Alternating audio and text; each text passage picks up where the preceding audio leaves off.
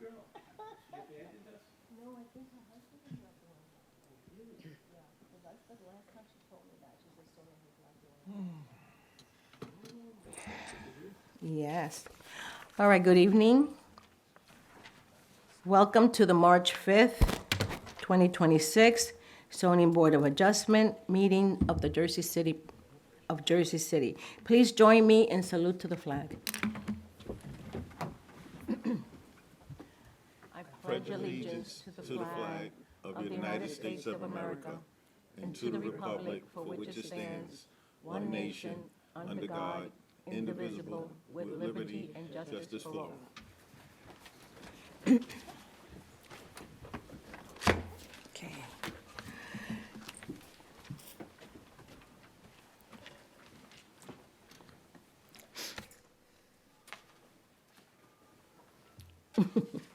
Joseph will read the sunshine announcement. Thank you, Acting Chair Arujo. In accordance with the Open Public Meetings Act, public notice of this meeting has been distributed to the Bergen Record and El Especialito, as well as posted with the city clerk. I would like to enter this into evidence as B1. Okay. Okay. May we have a roll call? Yes, Acting Vice Chair Here. Commissioner D'Angelo, Yeah. Commissioner Burns, Commissioner Coviello, and Acting Chair Arujo. Here. We have 5 commissioners present. May we swear in staff? I forgot his name. I see Matt and Joe. Do you guys swear any testimony you give tonight's gonna be the truth, the whole truth, and nothing but the truth? Yes. Thank you. Okay. All right, I just have a brief announcement. Oh, I'm sorry. Do we have any correspondence and adjournments? First, we have correspondence from the applicant for case Z2026-0015, Appeal of Administrative Officer's Determination for 615 Jersey Avenue. They have requested to be carried to April 9th with preservation of notice. Okay. And secondly, and lastly, the applicant for case Z2026-0004, an appeal of determination of significance for 32 Sherman Place. They have requested to be carried on April 9th, April 9th, 2026 zoning board meeting with notice required. See the German, please. That is all. Okay, thank you. All right, just a brief announcement. Please be advised, no new cases will be heard after 10 p.m. We will try to finish the cases being presented. However, if the applicant cannot be heard due to the lateness of the hour, then the case will be carried over to the next regular scheduled meeting with preservation of notice. Okay? And with that, let's start. Okay, we don't have any old business. Okay, number 9. Okay, so case number Z206-0020. 1-year extension, 64 Harmon Street. Good evening, Commissioners. Tom Lean from the law firm of Connell Foley, here on behalf of the applicant. This is an application that was approved by the board back in January of 2024. February of 2024. I think it was actually one of our first meetings back from COVID. You'll see that this case has a Z20 number. It was a very, very complicated matter that changed over the years based on the changes in zoning when we went back and redid the master plan. The major complication here was we had 5 lots that were involved, and we were subdividing off of a piece of a building that had HUD control on it. There was Section 8 housing in there. We took a piece of that property to make this new development. Dealing with HUD takes a very long time.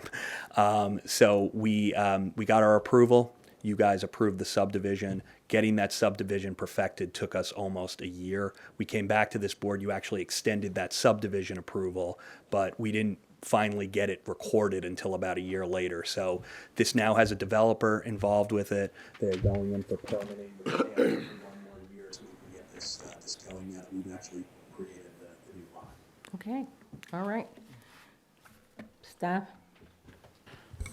Hi, yes. Mr. Lean, I would just like to confirm whether the applicant agrees to comply with the conditions of the original approval. Given that, staff recommends approval. Okay, thank you.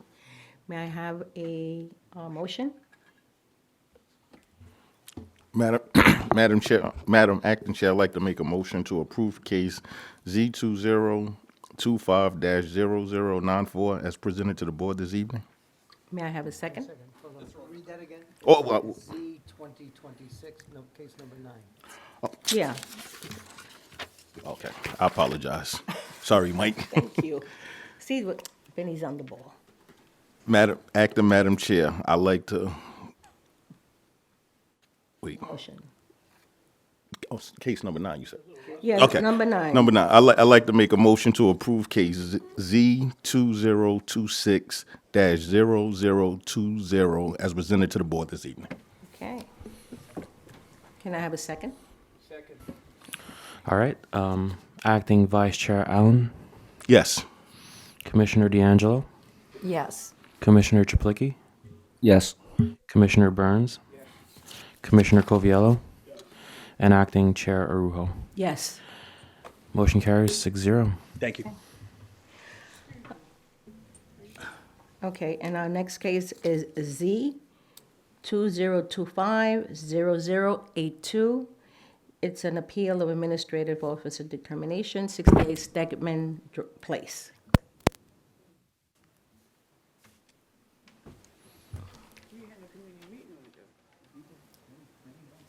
I believe they might be in the room outside. I've just sent somebody to call them in, so they'll be right in. Okay.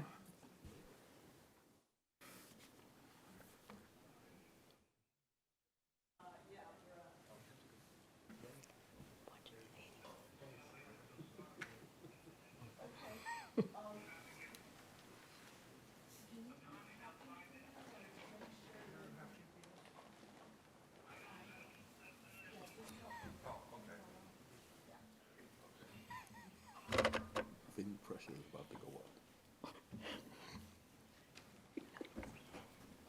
She was here last time. Are we up? Yes, ma'am. Okay. We're just on the phone with the lawyer. He's May at, we have your name? oh, sorry. Yeah, Deborah Laurel, Okay. And your address? 9 Stegman Place. Okay. Thank you. Go ahead. Go ahead. Oh, okay. So the lawyer is approaching. It's just going to be maybe 10, 15 minutes. I'm not sure. All right, then what you can, Your lawyer? Who Yes. is that? Jeffrey Kantowitz. okay. So, Call the next. Yeah, we'll call good, somebody good. else, okay? Okay, thank you. All right, you can have a seat.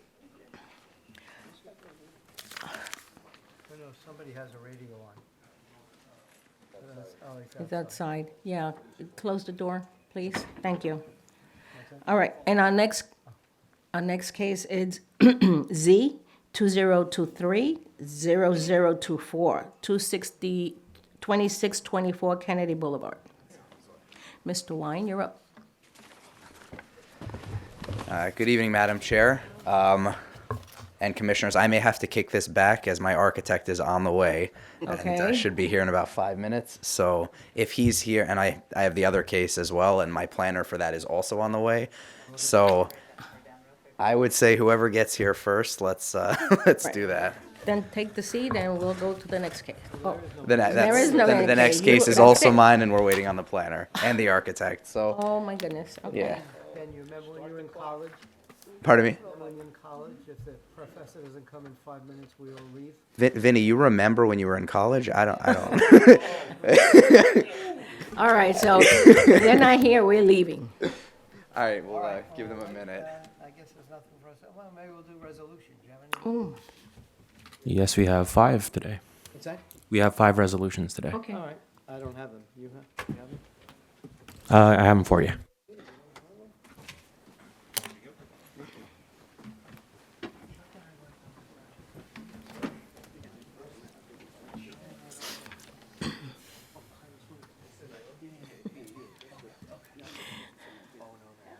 everybody's late.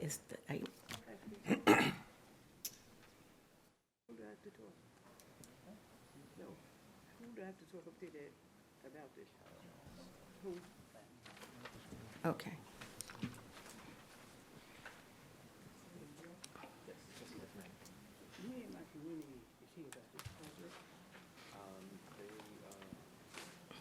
guess the applicant's planner is on the way, so we have kind of pushed them aside to do some resolutions. Yeah, they're still being heard, but they will when the board calls the applicant up, then they'll get the chance for. Okay, you want to?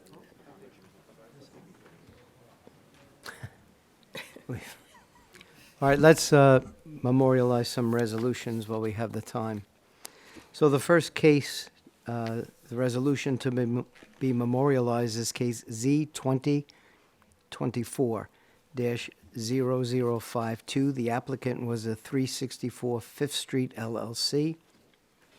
That was also the address of the application.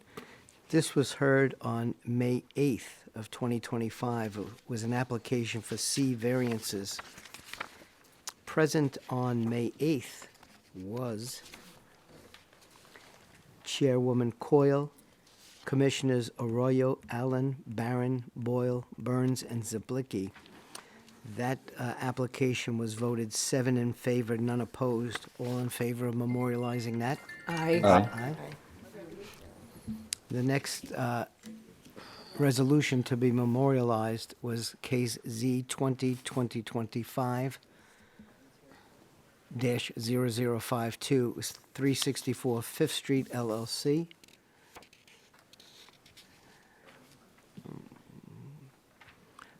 Well, again, that was heard on Thursday, October 23rd, 2025. It was an application for C variances. I think we had to correct some error in the last application.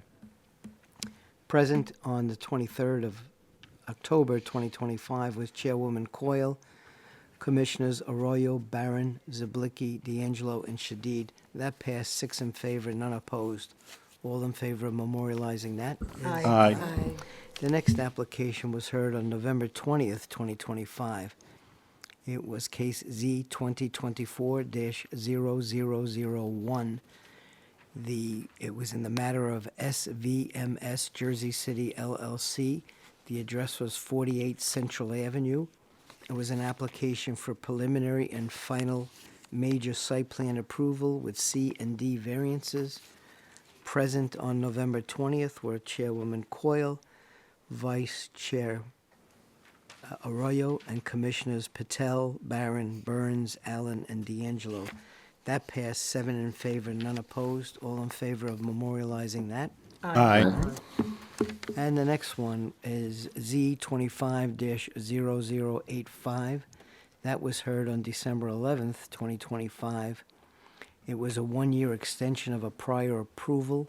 The applicant was Noran, that's Nooran LLC. The address was 319 and 321 Old Bergen Road. That was a 1-year extension of a prior approval. Present on December 11th was Acting Chairwoman Arroyo, Commissioners Shadid, Allen, D'Angelo, Ziblicki, and Burns. And that passed 5 in favor, and somebody recused themselves, but I don't remember who. Anyway, all in favor of memorializing that? Aye. And the last one is January 8th of this year, case Z2025-0089. The applicant was Moishi Rubin, 77 Vroom Street. Present on January 8th was Chairwoman Coyle, Acting Chair Arroyo, and Commissioners Shadid, Allen, Ziblicki, Burns, and Coviello. That was an application for an extension of existing approvals. That passed 7 in favor, none opposed. All in favor of memorializing that? Aye. Okay, Okay, so we're back in business. for the moment. If anybody is here to be in, Mr. Wine, are you ready? Not yet, okay. and Mr., Miss, we're waiting for another attorney, You're right? still waiting for your attorney? Okay, All right. we're getting closer. Oh, we'll all go down there.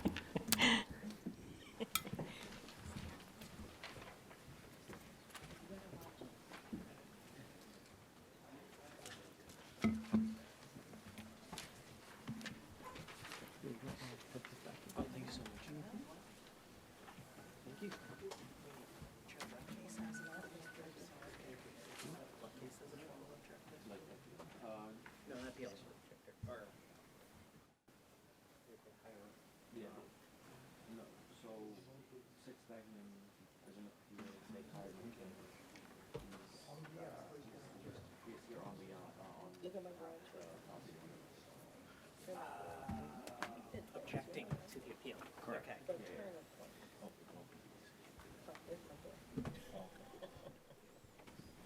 I was about to say, objectors that are hiring common folks. Deep pocketed objectors.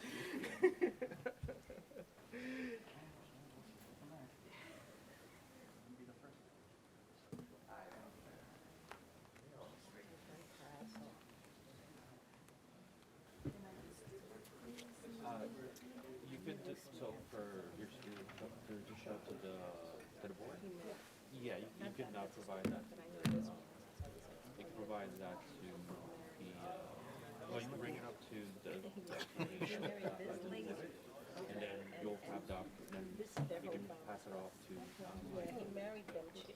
they'll distribute it. Yeah, yeah, it has to be formally marked in as evidence first.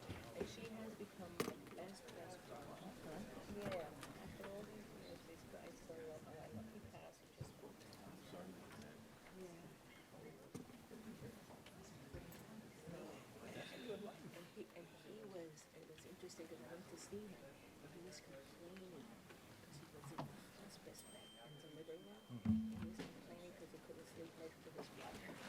He wanted to her to jump in the bed with him, but she's in a wheelchair. And she's laughing. I thought she's like, "I'm in a sleeper. I've been sleeping the whole of my life. Here it is. It's a sleeper." That's all he was worried about. That he couldn't sleep. Sweet. Well, he He got used to it. Yeah, so many years.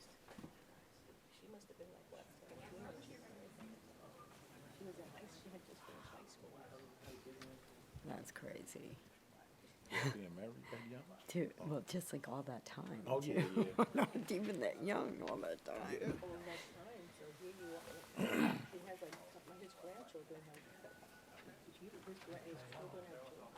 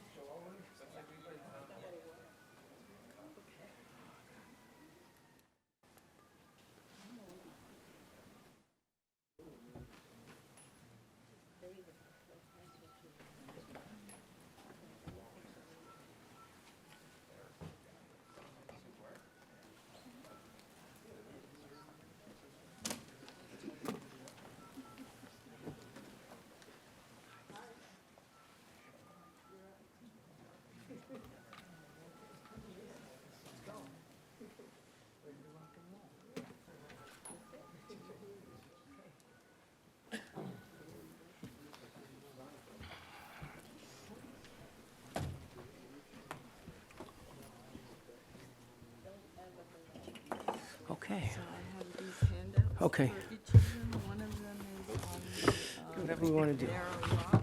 Okay. The other one is on, this Okay. is about density, and this is about We're good.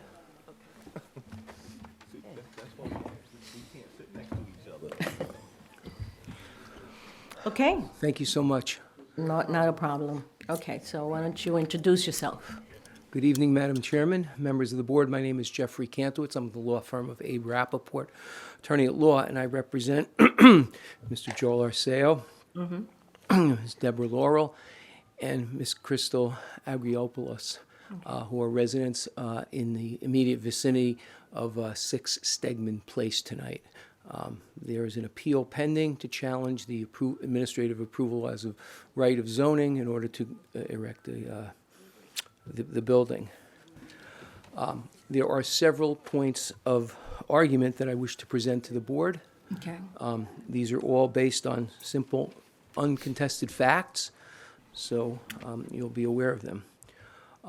First and foremost, this is under a lot that is not conforming. The width of this lot, by virtue of the presentation, is 21.9 feet wide. It's in an R1 residential neighborhood zone that requires 25 feet in width.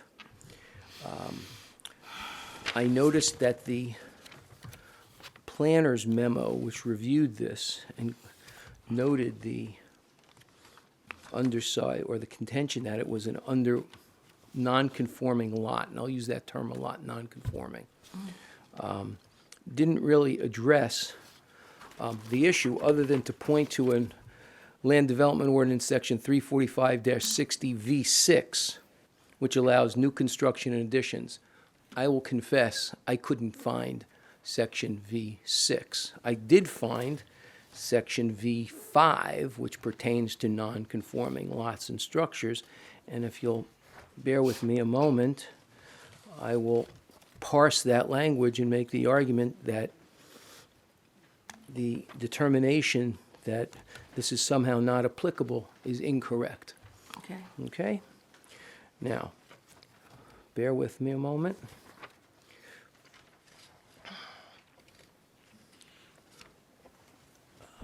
Okay.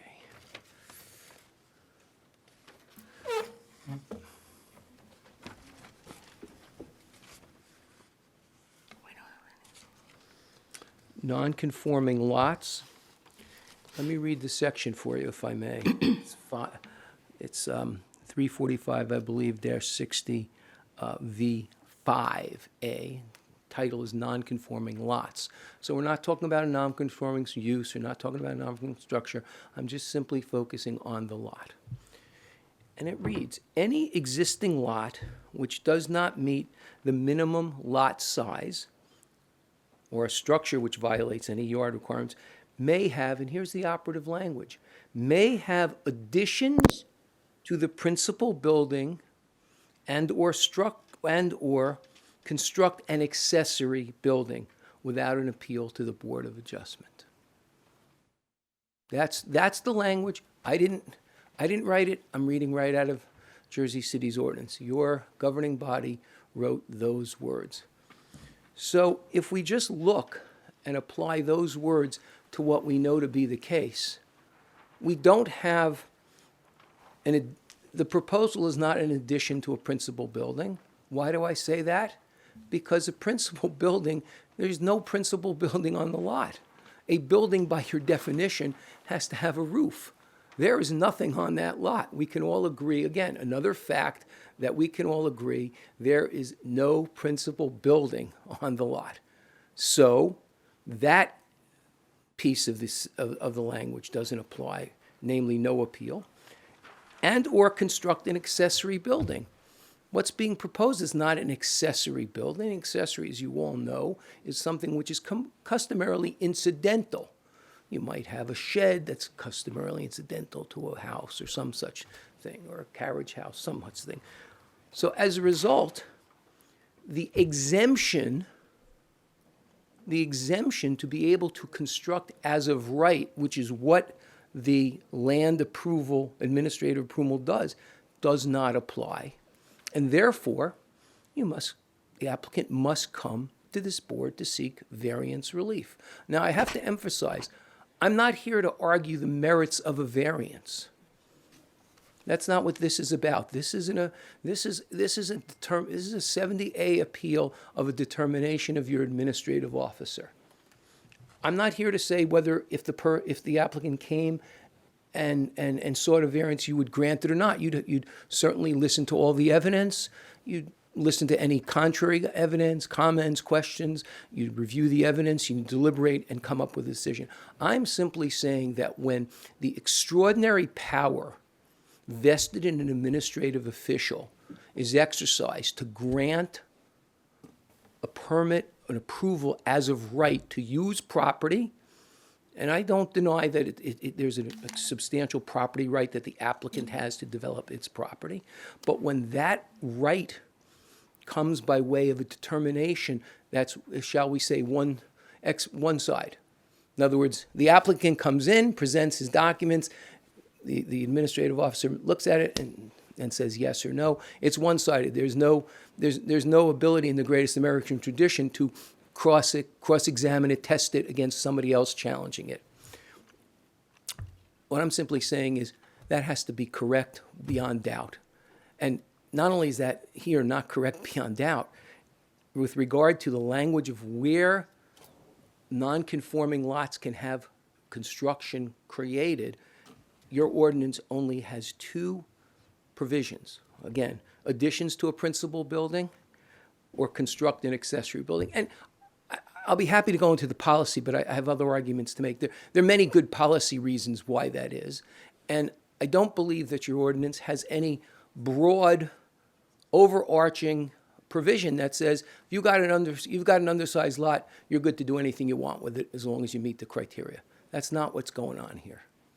So ergo, I come to the conclusion, simply parsing that language, I come to the conclusion that you don't have the right to obtain an administrative permit as of right. Is the landowner stuck? Is it now at a dead end? No. It simply goes back to its office, fills out the appropriate application, I would assume, if it wants to do what it wants to do, and seeks a zoning variance, and comes back and we'll have a variance, we'll have a hearing on notice, and everybody will be heard, and you'll hear the sides of the argument, and you'll determine whether they're entitled to variance relief for a lot that doesn't conform because its width is too narrow. That's one. So that's one argument. I think that's cut and dried and clear, I'd like to think. And of course, if there's other position by the applicant, the permit holder, I'd like to take the opportunity to be able to come back and rebut whatever's said. I've studied this. So that's one. The second point I want to make to you is that the claim somehow that if there was to be an affordable housing component to this, would somehow militate in favor of and support an additional unit also fails and doesn't apply. First of all, there's no indication, and in the paperwork that I saw, maybe early on there was a request for it, but that the permit itself demands that one of those units be an affordable housing unit. Absent that, I don't know how you demand that an applicant do something when it's got an approval that says it doesn't have to do it. Simple. It has a reliance interest. But my point is it doesn't apply. And why do I say that? Because, again, not my language, but your governing body's language in section 345-59.7F says that any minimum lot size must apply if you're seeking a variance for affordable housing. So again, you don't have all the requirements of the lot width, all the requirements of splice. You don't have the appropriate lot width. So we've closed off, I believe, the argument about non-conforming lot based upon what I believe is a rather, shall I say, non-scrutinized, careful reading of the language as reflected in the memo.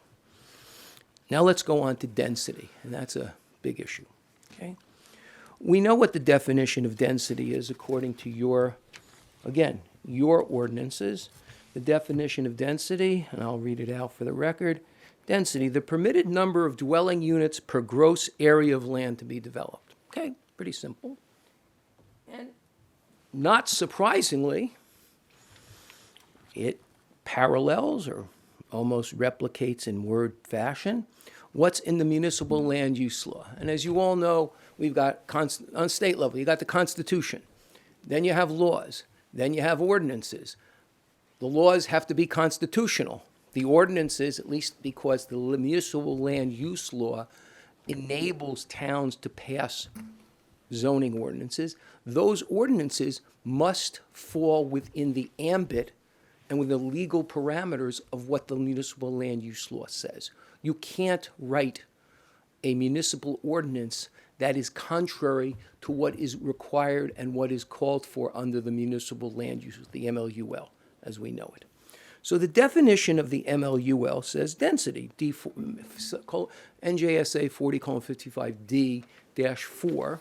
Definition, density means the permitted number of dwelling units per gross acre of land that is utilized, that is the subject of the application for development, including non-contiguous land if authorized by municipal ordinance or by a planned development. We're not dealing with non-contiguous land. That would be if you had a piece down the block that didn't touch this one, and we're not dealing, of course, with a planned development. So what do we have?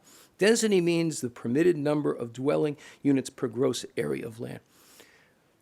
Doesn't mean may mean, and you can change the language. It means means.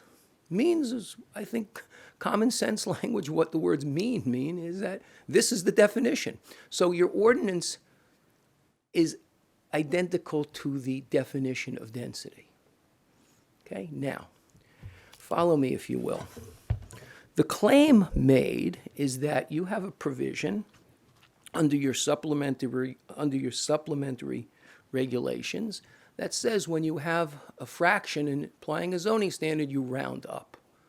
And in this case, if you do the mathematics, if you take 2656 square feet and you divide by the number of units in there, you get that you could do 2.56, I believe the number is 2.56 units. And then if you do the math, I'm fortunate, I have an eighth grader, so he got past ratios a couple years ago, but it comes up occasionally in algebra. So we do a lot of ratios. So if you do the mathematics, you'll see that you come out to 2.56 units per acre. And at least according to the memo, at least according to the applicant, you apply that and you round up, and voila, you come from 2.56, you go up to 3. Okay, we all know that that's how. However, what I'm going to suggest to you, and I think it's a cogent argument because I just read to you what's in the land use law, your ordinances can't subvert the state land use law. And I argue and I maintain that provision, when applied to density, I'm talking density because density is defined here. When you apply that, I think it's section F of the supplementary regulations to density and allow for the rounding, you have created a situation where you are subverting and contravening the state law, and you don't get to do that. As a matter of law, you don't get to do that. You're not allowed to do that by applying your ordinances.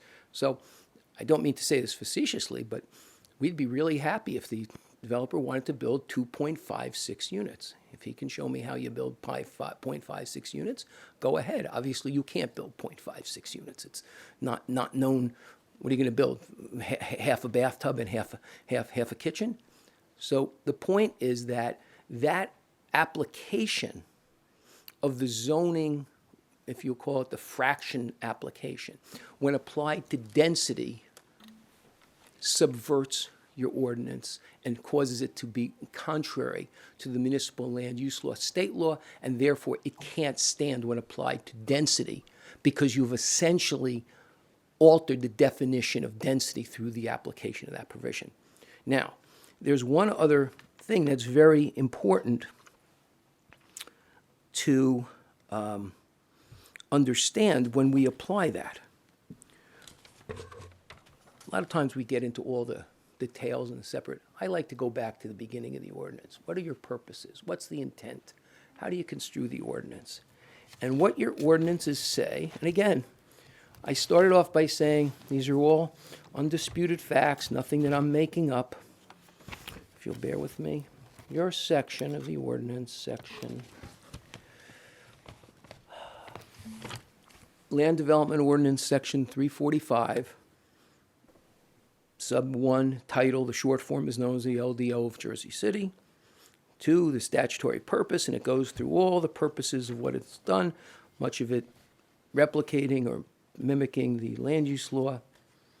And then we come to section 3, 345, section 3, interpretation of provisions. So the governing body has told you how do you interpret your provisions in your law.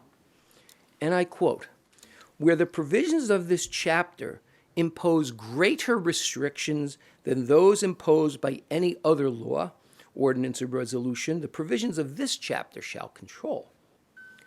Where the provisions of any other law, ordinance, or regulation impose greater restriction than this chapter, the provisions of such other law, ordinance, regulation, or resolution shall control."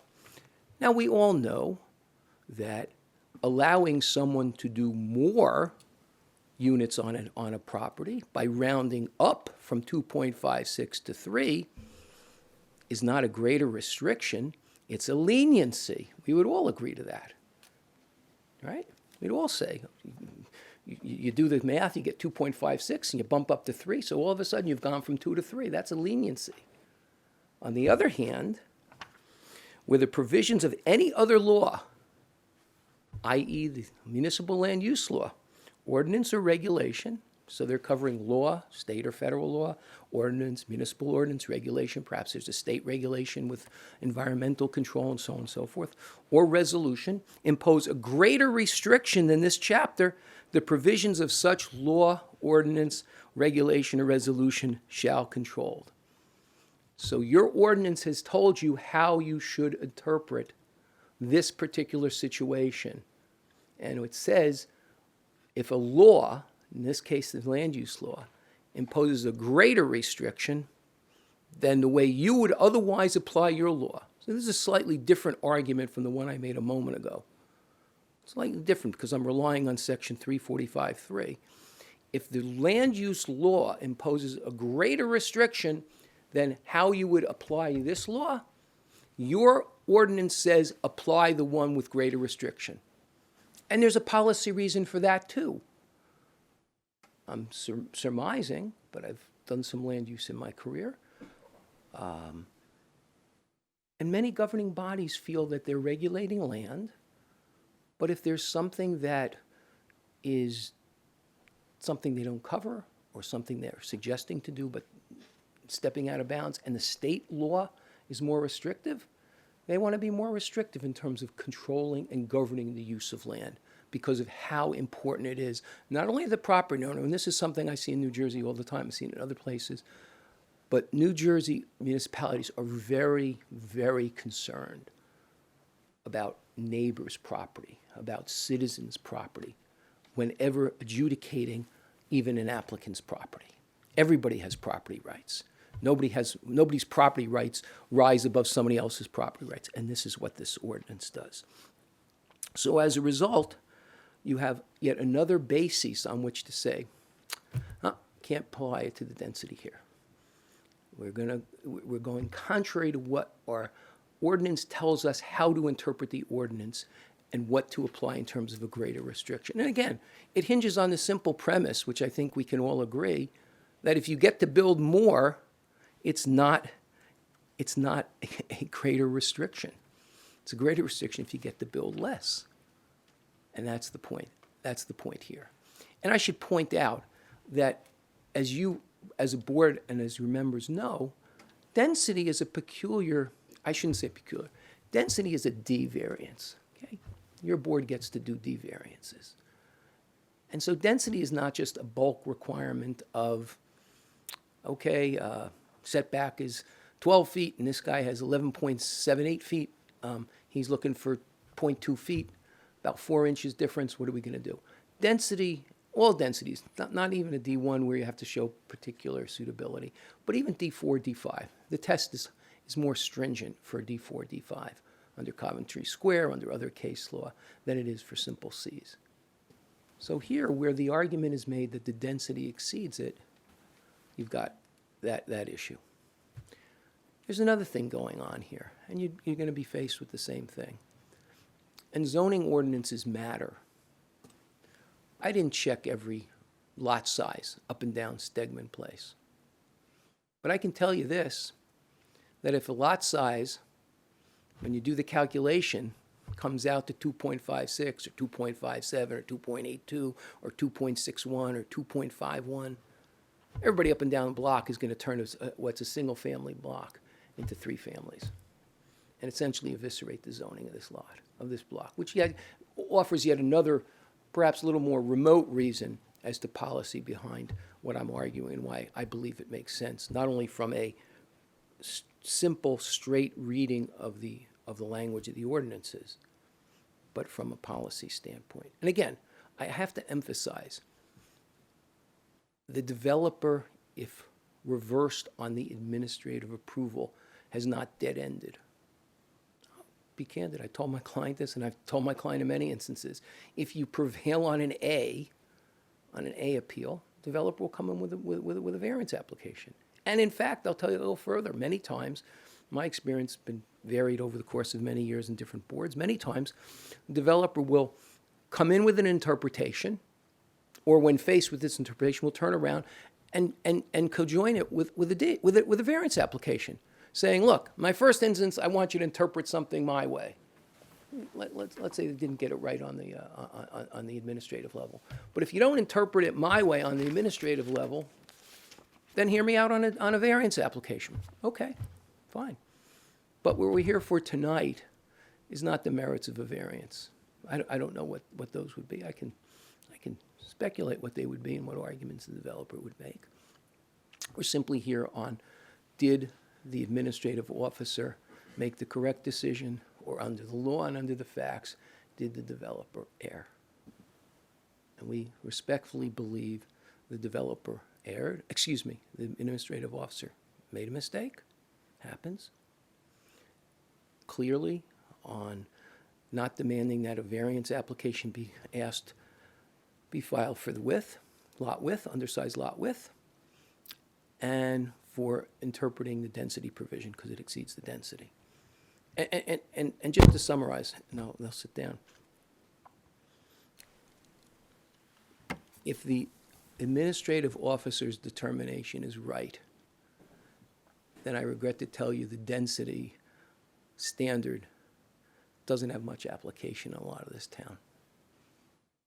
I mean, lot sizes were established many years ago, and it'll go through like wildfire. And if the idea is that whole blocks are going to change from what they are to something else, and no one, I represent a lot of developers. I do objector work, I do developer work. So nobody objects and understands gentrification. But when something is going to create the first domino in a domino effect, our systems generally turn to the governing body with reference to the planning board to weigh in on changing zones, if that's what's going to happen, as compared to doing piecemeal, if you will, rezoning by variance applications up blocks. And that's my point. I really appreciate your indulgence for my delays in the traffic. I apologize. I'd like to reserve some time in case the board has any questions of me, or if there are arguments made on behalf of the applicant. I'd like the opportunity to speak to them, if I may. Yeah, Madam Chairman, thank you. We wait until the end. Okay. I think I covered everything.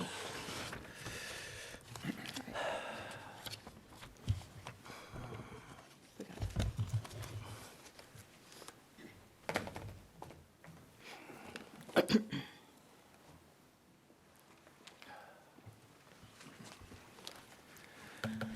Good evening, Commissioners. Tom Lean from Connell Foley here on behalf of the owner of 6 Stegman Place. I heard the case that was put on by the objector, and I would just like to rebut a couple of the items within. But I think it might be better if I give just a little bit of the actual background of what is being attacked this evening. I don't believe you actually even heard what was proposed on this site. We are in the R1 zone, the R1 neighborhood housing zone. My applicant received permits going through the zoning office back in October to construct a 3-family home on the site. They demolished the existing building. He has permits from the zoning office. They were under the threshold for a site plan approval. They requested no variances. Therefore, it was approved through the administrative process, and he received building permits thereafter. Okay? Just so you have a context of what is actually being proposed this evening. I just want to address the number one issue that was brought up, that this is a non-conforming lot. Simply put, that's not true by the text of our own ordinance. 345-41 R1 Neighborhood Housing District. Section E. All existing lots are considered conforming. My client didn't create this lot. It wasn't created by subdivision. It's a conforming lot. Therefore, the nonconformity of the width is inapplicable. We protect nonconforming lots. We protect nonconforming uses. We protect nonconforming. We grandfather them within our MLUL, and that's to protect conditions that have been there for a long time. So the fact of the matter is that they're claiming this is a nonconforming lot, and they ask you to look to another section that deals with nonconforming lots. It's a conforming lot, despite the fact that the width is less than it would be. Okay, so that's section 1. Number 2, we don't read the ordinance just in bits by bits that we like. We read it as a whole. And that's the whole point of the supplemental section of our ordinance. When there are gaps that are not covered in each zone, you look to the supplemental zone. And the important thing to think about when you're reading the D variances, and when you look at the one for density, it says what is permitted. And what's permitted in this zone is based off of a 42 units per acre calculation. Yes, we get to 2.56, but then you have to jump to the supplemental code to see what that means, right? So you round up from there and you get to 3 units. That's what's permitted. And I'll go to some of the other points that were brought up, saying that, yes, if you go along this block, people might do 3-family homes throughout. I've been doing land use here for 10 years. We changed our ordinance back in 2023, okay? We did a master plan renewal. We looked at all the zones in the city. The R1 zone used to be called the R1 1 and 2 family housing zone. We changed it to the R1 neighborhood housing zone. And the permitted uses in the R1 used to be 1 and 2 family homes. Now we don't have a standard for 1 and 2 family homes. We have an acreage requirement. Okay? We went up to 42 units an acre. We recognized there are certain lots, bigger lots in our R1 neighborhood that can handle more density. This is greater than a 2,500 square foot lot. It's 2625. Therefore, we've got increased density. To go on further, to show that we meant that, we allowed for accessory units in the R1 unit. You could build an additional unit in the rear of your house if you wanted. Theoretically, if you're above 2,500, if you get to that 3-family and you build an accessory, now you got 4 units on your property. So the idea that it wasn't the intention of the governing body to look at the R1 and change the density standard there, it's just not true. The type of building that my client proposed, received approval for, is permitted in this zone. It meets all the density standards, and it should be approved. Thank you.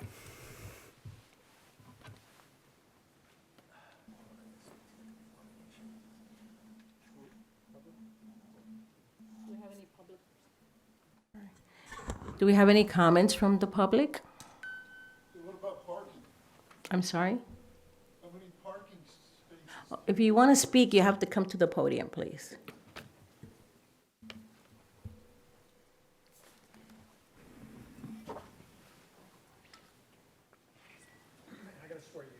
Sure. Yes. John Blehl, BLEHL, 64 Davis Ave, Hackensack, New Jersey. How many parking spaces is this unit going to have? Or 4 units? What is it, a 3 unit or 4? I understand there's 4 floors, 4 meters. Sounds like a 4 unit to me. Is that true? You're acting, Is it 4 units or 3? Oh, okay. Anyway, so how many parking spaces per unit on the property? We don't know that. We're just What do you mean you don't know it? Sure you do. of this gentleman's appeal on an approval. None of that is before the board. We don't know anything about the parking there. There's nothing there. yeah, we don't have any architectural plans, we don't really know. I've seen the architectural plans. 0 parking spaces. I don't know who you're trying to pull the wool over, but I'm not stupid. Okay, So for clarification, we're not reviewing the application itself. We're reviewing staff's decision to approve the zoning review application for 6 Stegman Place. Doesn't So parking go along with that? no, not in this case. So we're not reviewing the application. We're reviewing if there's any errors in terms of staff's review of the application. So also there's no like the parking requirement does not apply for Not this. street parking. Right Street- now, it's packed. As a matter of fact, people from the other Stegman Parkway park on Stegman Place. There's no applicable development standard that requires parking for I'm this saying- application. For the Sure, ZRA. there's people who move into this place are gonna have cars. Now what are we gonna do?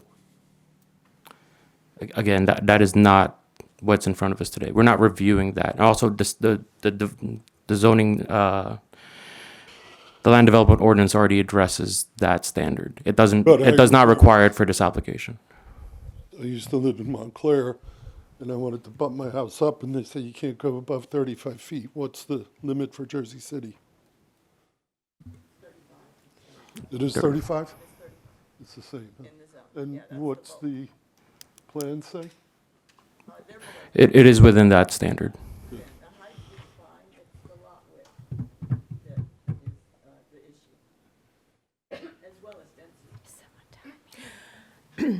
But again, that is not up for contention today. We are looking at whether the land development ordinance and the standards within it were applied correctly to this project, not the individual standards themselves, and whether, people would be encumbered by the lack of parking requirements. That is not what is in front of us today. Let's say it was an apartment building. Wouldn't you require a certain amount of parking spaces? Again, be- the same answer. That is not what we're discussing here today. And again, From the what I standards for the R1 already addressed your question. What I remember, it's 1 parking space per unit.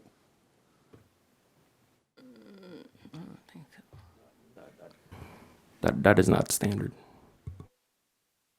I didn't bring my paperwork with me, but that's what you guys put me through 20 years ago. okay. Is that it? Would you, Well, yeah, but what? it just doesn't seem fair. It's a lot of things are not fair, but All right. do we have any more comments from the audience? No? Yes. All right. One point of order or procedure, and I'll turn to the chair and council. I asserted that the facts are not disputed, and I said there's nothing on the site. I didn't give you a picture. Do you want me to just mark as an exhibit a current photograph to establish that there's no building on, there's no building on the site, that it's been demolished, or will you accept that? I have. We accept your representation of that. At least Okay, I well, do anyway, excuse I me. mean, just for, You want to mark a picture? That's fine. Yeah. Just Yes. in terms, everything, I started off by saying these are undisputed facts, and I realized I said that it's demolished, and it is demolished, but I have a photograph that I can just, Yeah, I was showing everyone. We've seen it. okay, if you'll, Yeah. if you have no issue in accepting that as evidential, then I don't have to mark it. Let me speak to what Mr. Lean. Lean, thank you. And it's nice being in front of a board and hearing sophisticated argument, even on the other side, whatever my professional disagreements are. So thank you. Let's look at the R1 Neighborhood Housing District, 345-41, that Mr. Leon spoke to. Purpose. You know, let's not cherry pick. Let's look at what else is in that ordinance aside from the provision that says number E2, all lots are considered conforming.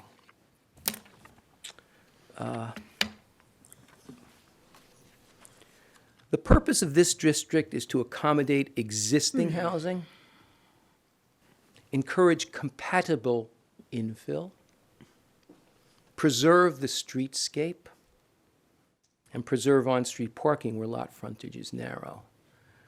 Well, existing housing is not there anymore. It just got knocked down, which would run counter to the other provision I'm going to get to in a second about adding on to a principal building. When I read to you that provision, that it applies only when you add on to a principal building or when you have an accessory building. So that, and my interpretation now dovetails with the purpose in this zone, which is to accommodate existing housing by having an addition on the back, by creating an accessory use. Why? Because we all know that in gentrifying times, in cityscapes where lots are pre-established, sizes are established, roads are set up, not a lot of room, you have to be creative in what you do. And your ordinance is telling you how to be creative.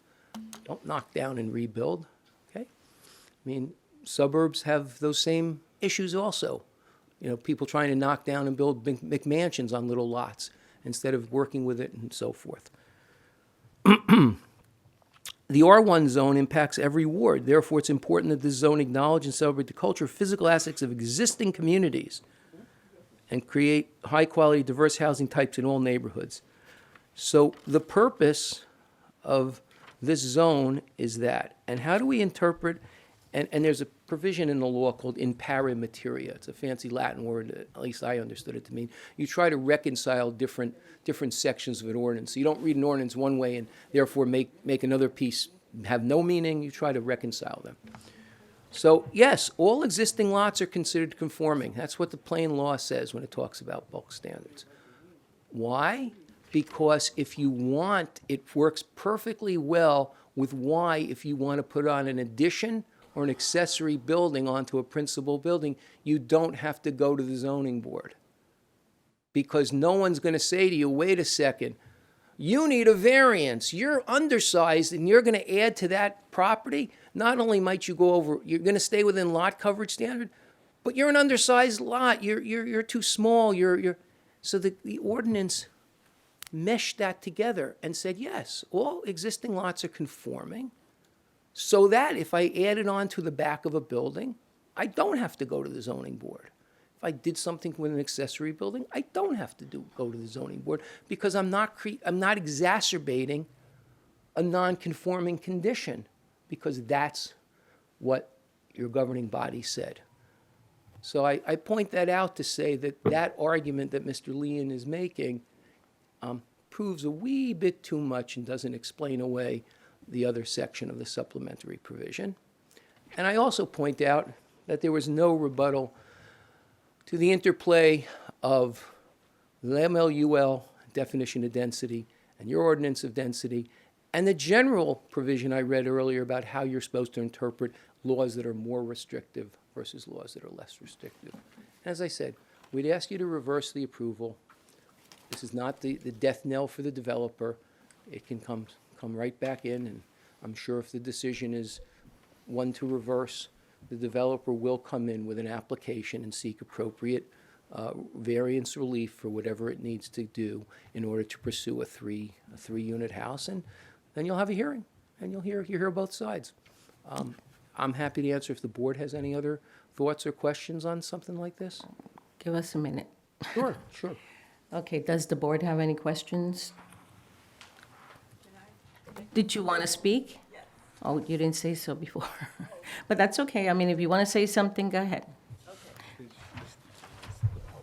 Wait, Are you isn't that speaking as the public? Isn't that your attorney? I'm the neighbor across the street. Yeah, but I can examine her. I can present her as a witness. There's nothing. Yeah, it's just a small. Just swear her in. That's fine. Okay. Deborah Laurel. Swearing testimony you give tonight is going to be the truth, the whole truth, and nothing but the Yes, yes. So, DeBorahLaurel. Ms. Laura, let me just walk you through so that, where do you live? On Stegman What- Place, what's your- what- number speak- 9. speak it- Jersey City. You got to speak in the microphone. Oh, yes.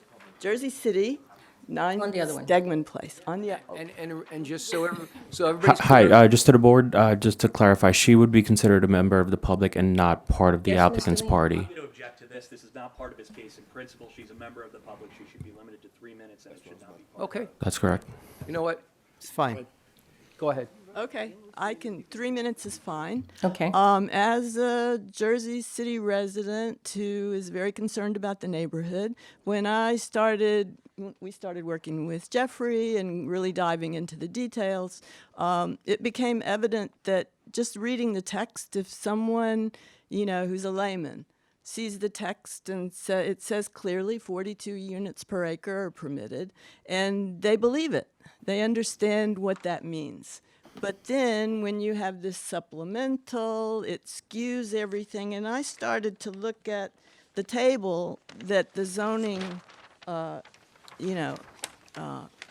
office published about what you can do with your property, residential property. And when I started calculating, when you start using this fractional approach, you end up with,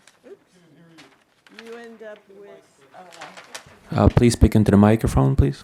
yeah. You end up with 51.25 units per acre in one example on their brochure. You end up with 43.75 units per acre. I mean, it's just, you can't, for a layman, for a resident, it doesn't make sense. You can't easily understand what's going on, and we would like transparency in this process. Thank you. My point. Okay. Anyone else has a comment? Okay. Okay. Oh, when somebody comes.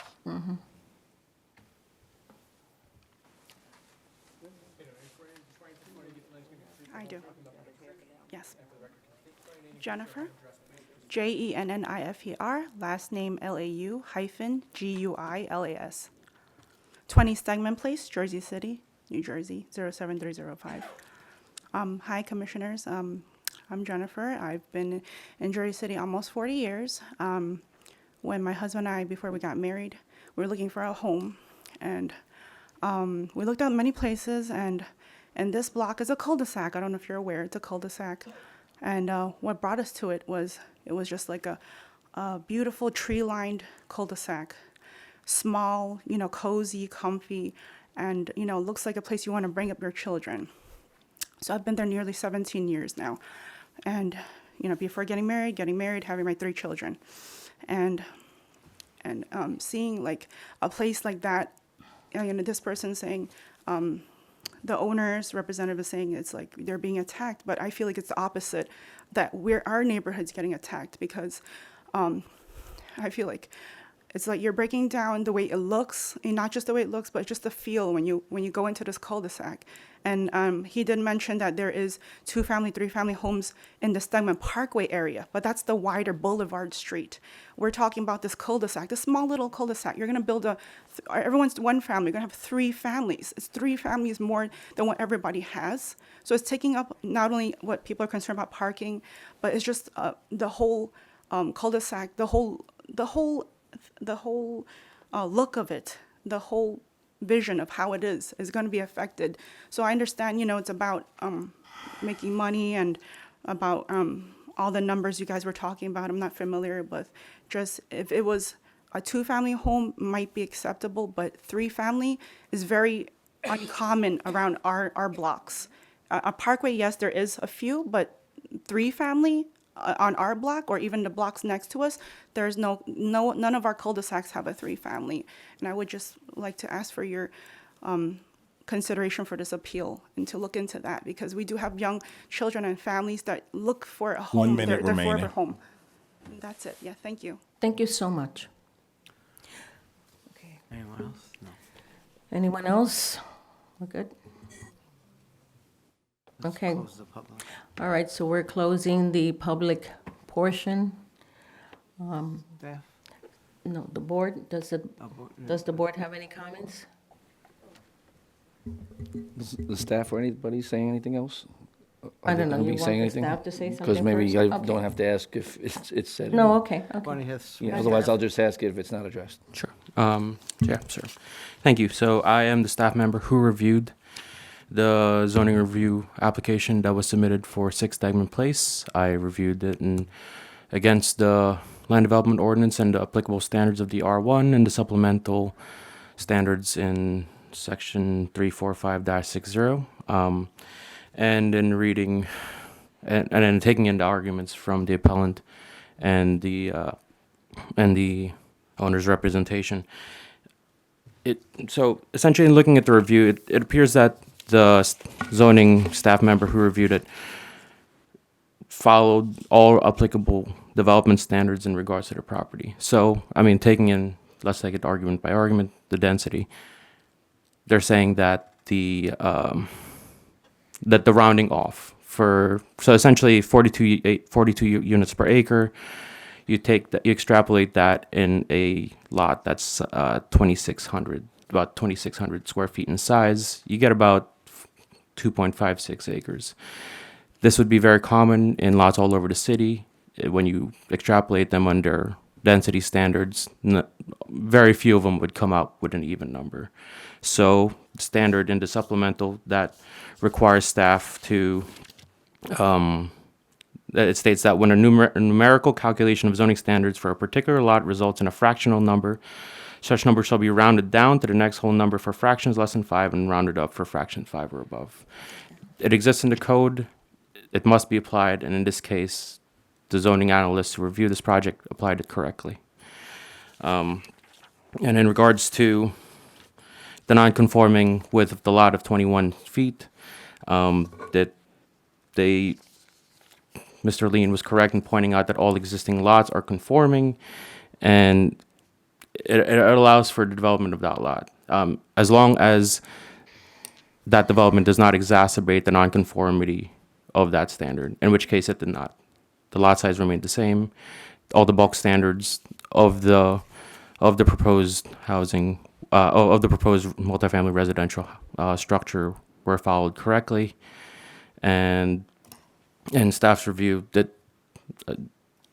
the staff followed correct procedures in the reviewing of this, the review and approval of this application. Okay. Yeah. Thank you. Okay. So I just want to ask you a question. It addresses what was said up there before. So it seems to me that the changes in the zoning in 2023 basically make this everything conforming on the site as a result of those changes in the master plan in 2023, correct?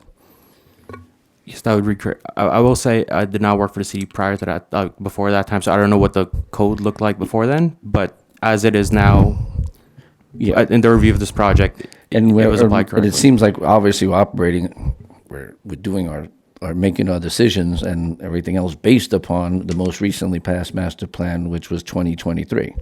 Correct, and yeah, we can only apply what is current. Yeah, Right. and listen, obviously we've seen these kind of decisions and these things done throughout the city. I mean, especially when you have an opportunity. I know the city has done it on corners in increased density where they had opportunities to get an extra unit in. Obviously, housing is a very critical element in Jersey City.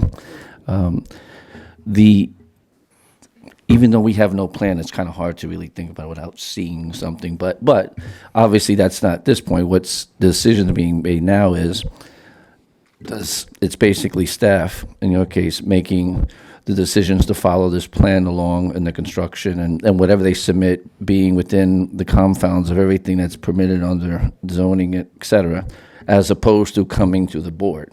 Yeah, that is correct. Now, I'd also like to add that, like, you know, the argument was made previously that this neighborhood is a certain aesthetic that would like to be kept, but zoning regulations are applied by zone. So if you're in, So if you're in the R1 zone, that standard is applied to you. It doesn't matter which block you live in, how small the houses are. It's the main determination of what you can build is the allowable density and your lot size. And that is the consideration that was taken here. So there's really no variance. So I'm assuming that the staff and would strictly adhere to plans that are submitted, conforming strictly or greatly with the surrounding neighborhood and so forth. It's based on the zoning itself and the standards for that zoning. Even the aesthetics, I'm hoping. Well, there are design standards within Okay. the code itself, and those, in my review, were followed as well. There is a certain level of compatibility that's expected. And a lot of times, staff goes back and forth with with applicants and developers on how to best comply with those design standards. But again, in my review, it appears that those standards were complied with. So, in the end, I guess, like I said, I wish we had something like that. But it sounds like it's like at worst, it's such a close argument, like a nail biter, like 43.5 versus 42, and like we would see something if they submitted to the board, it would be 43 point, like minuscule compared to anything else.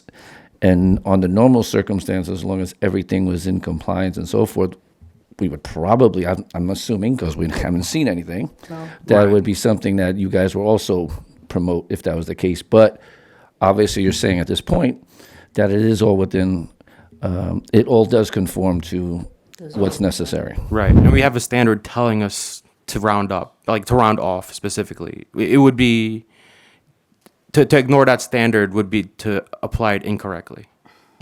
Okay. So I have, Go ahead. when was the initial application applied for? So I can give you, I can give the commissioners like a bit of a timeline that I put in my staff memo dated January 23rd, 2026.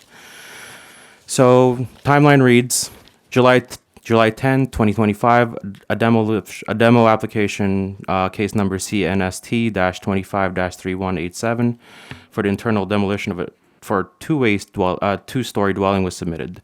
Demo permit was issued July 16, 2025. On August 27, 2025, an updated tech card was submitted stating interior demolition and removal of top 2 stories of the building, leaving one first story and foundation.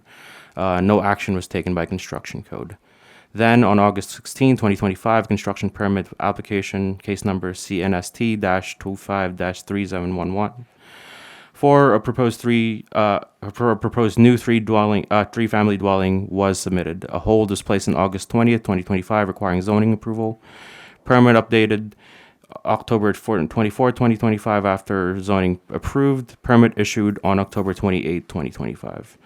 On August 2nd, a zoning review application was submitted.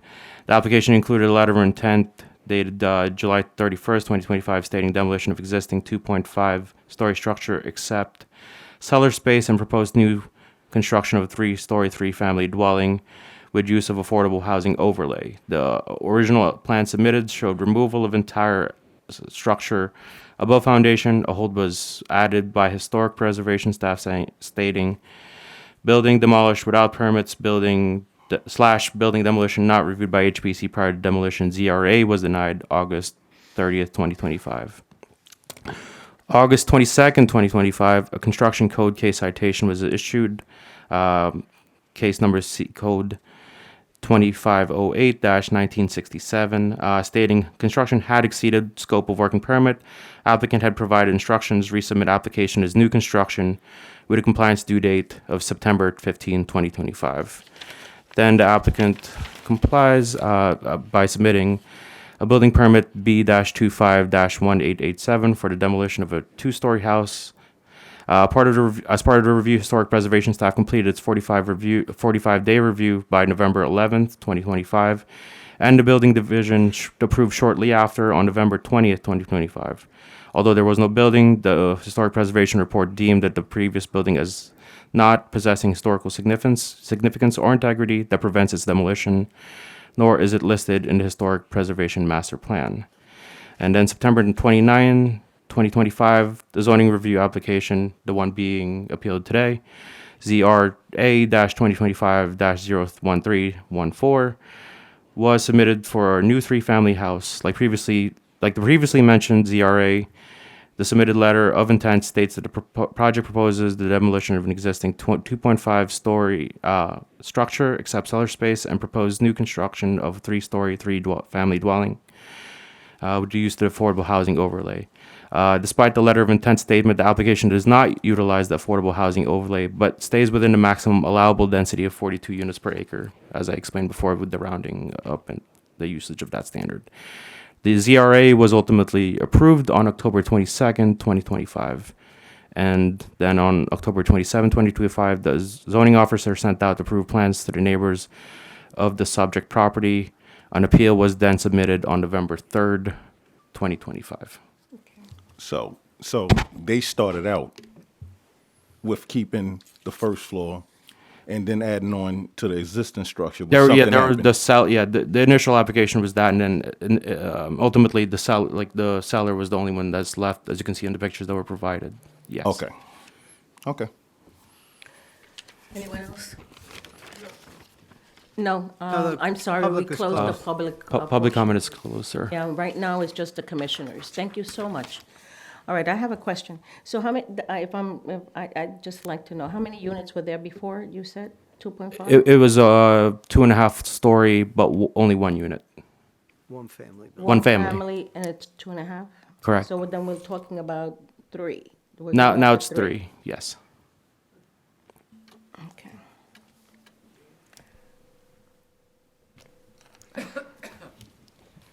Okay, so, So if there's no more comments, does yeah, if there's anybody no more want to make comments, a motion? can we have a motion? So if we're going to, No, go ahead, Vinny. two ways to look at this, right? If you're going to deny the appeal, you're affirming what the zoning officer did in the ZRA. If you affirm the appeal, then you're reversing them. Correct? Got it? So it would be Either it would one. be yes for deny and no for. Yeah, so it's either a deny or affirm. So we're using deny or. So, Deny or affirm. Okay. yeah, deny or affirm the appeal, make it Yeah. simpler for yourself. Okay. So, All right. You'd have to Make the motion. make a yes, motion. somebody has to make a motion. Acting Madam Chair, I'd like to make a motion. So we doing deny. That's Okay. what you want to do. I'd like to make a motion to deny case Z2025-0082 as presented to the board this evening. Second. Can I have a second? Second on the motion? Okay. All right. Acting Vice Chair Allen. So I like to say, as a lifelong Jersey City resident, I get what everybody, the public is saying. I totally get it. Unfortunately, with the ordinance change and the MLUL, I have to vote deny. Thank you. Commissioner D'Angelo, Deny. Commissioner Triplicki, Deny. Commissioner Burns, Deny. Commissioner Coviello, Deny. and Acting Chair Arujo.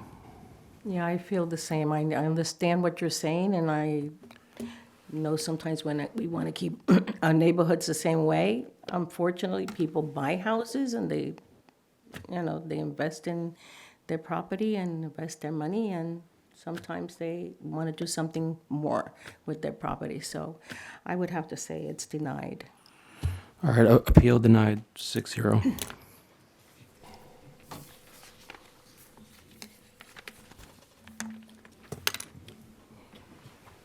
Next case.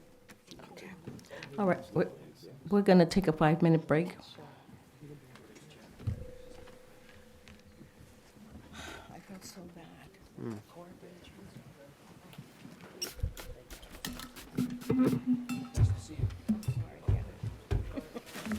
It is what it is. Yeah.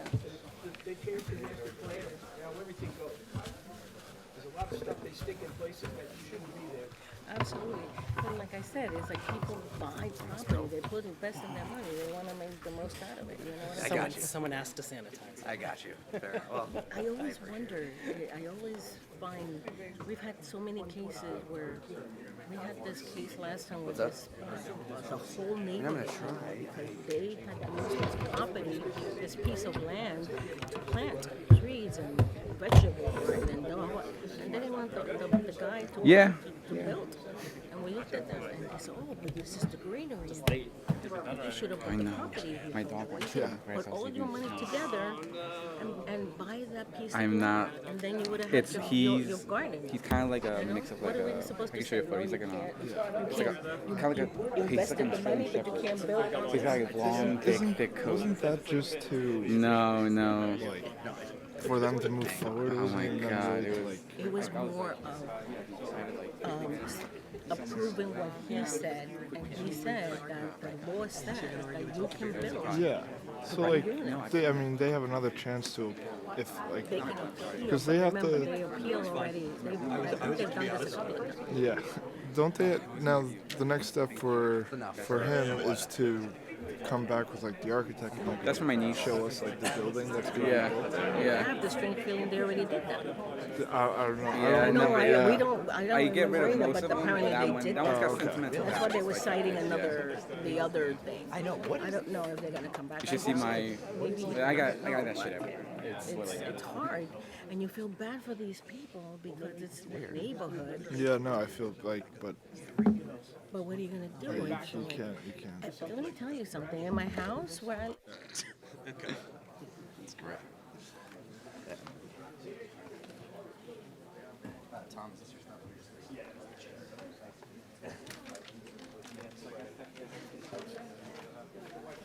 What's that? Yes. I'll swear you. I'll swear. Designer. Why does everybody win? They need me to do a little. Prep on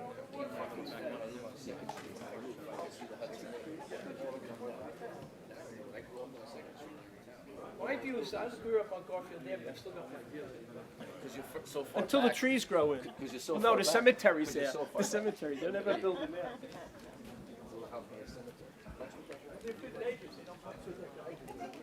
Mr. Wine here is the attorney. Nice to see you. Oh, you're here for 1200? Nice to see you. You all right? You got another couple after me?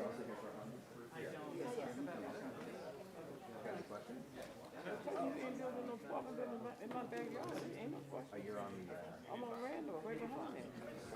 And that ain't, two family houses right there, baby.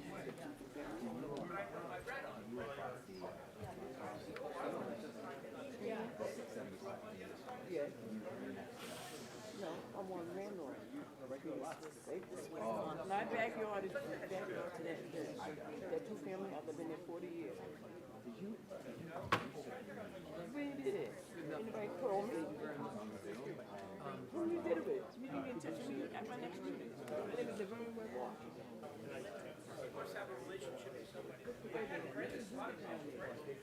How did he get involved with this? And the city told you what type of work? I'm in that neighborhood. Okay, I'll find out. I got something. Yeah, but that's all fine. Okay, this is, oh wait, you're not related to Bridget, are you? No, fooling. And we didn't know nothing about. Oh, you send her my regards. Oh, yeah, yeah. Yeah, years ago. They didn't do this lady on the house, lady behind my landlord. We found out about this when we got a letter. Can I just say thank you? We had like talked about it. He never came back. That's why I reached out. Reach out to the girl. Tell Chris. Because they know that. Chris before we don't know that. Ask Krista where to find me.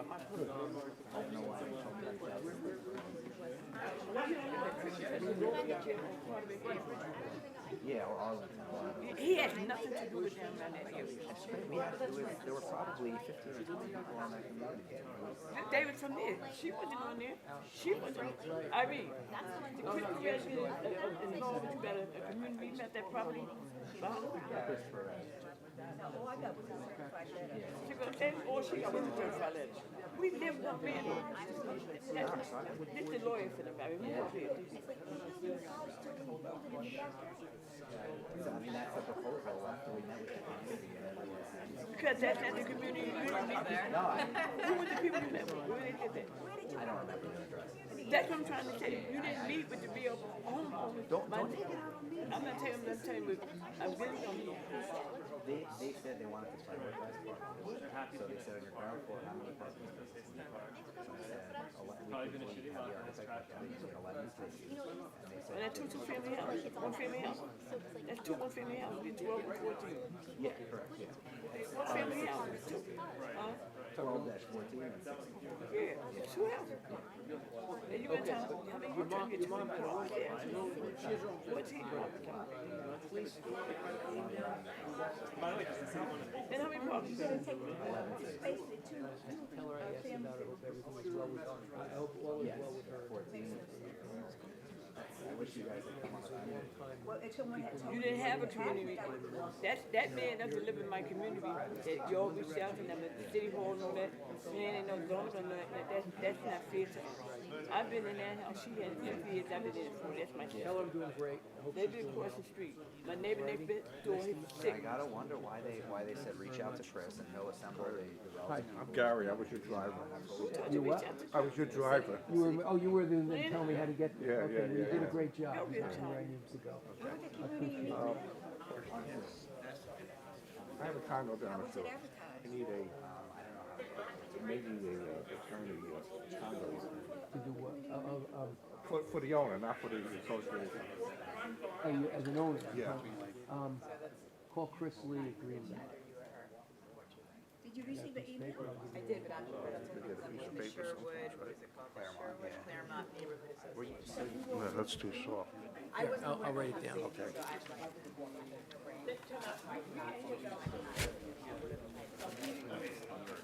Where's he located? She. She? Woodbridge. Signing it now. Her name is Chris Steen. I think it's Christine Lee, L.I., Esquire, at Greenbaum Row. Okay? That's where, I think she's still there. Okay? Okay.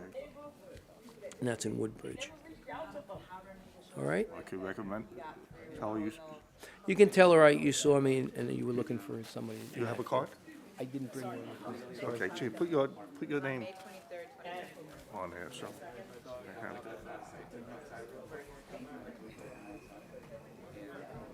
They can't talk about, the board members can't talk about the case. I'm not talking about them. I'm Yeah. talking about them. That's my family. We'll start this. Okay? Okay, fine, thank you. Good luck. Nice to see. What a pleasure. Oh, you gonna go, oh. We're gonna go outside, I'm gonna bring the attorney. Give you emoji. We're gonna finish the meeting. We're gonna finish the meeting. Step back. No. The only board I was on was in Fairlawn. So instead of it being just wall in the back, it's back. Okay, can we start getting to our seats, please? We have to hear the next case, Miss. What is this? No, we're gonna finish this. They're not doing this in my court. Okay, come on, we have a next case, Mr. Wine. Yes, we do. This is not this case. Okay. I'm doing a different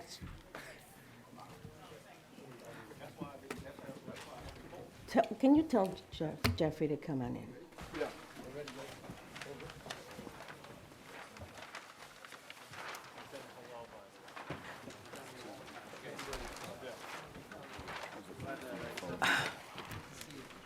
Let's go.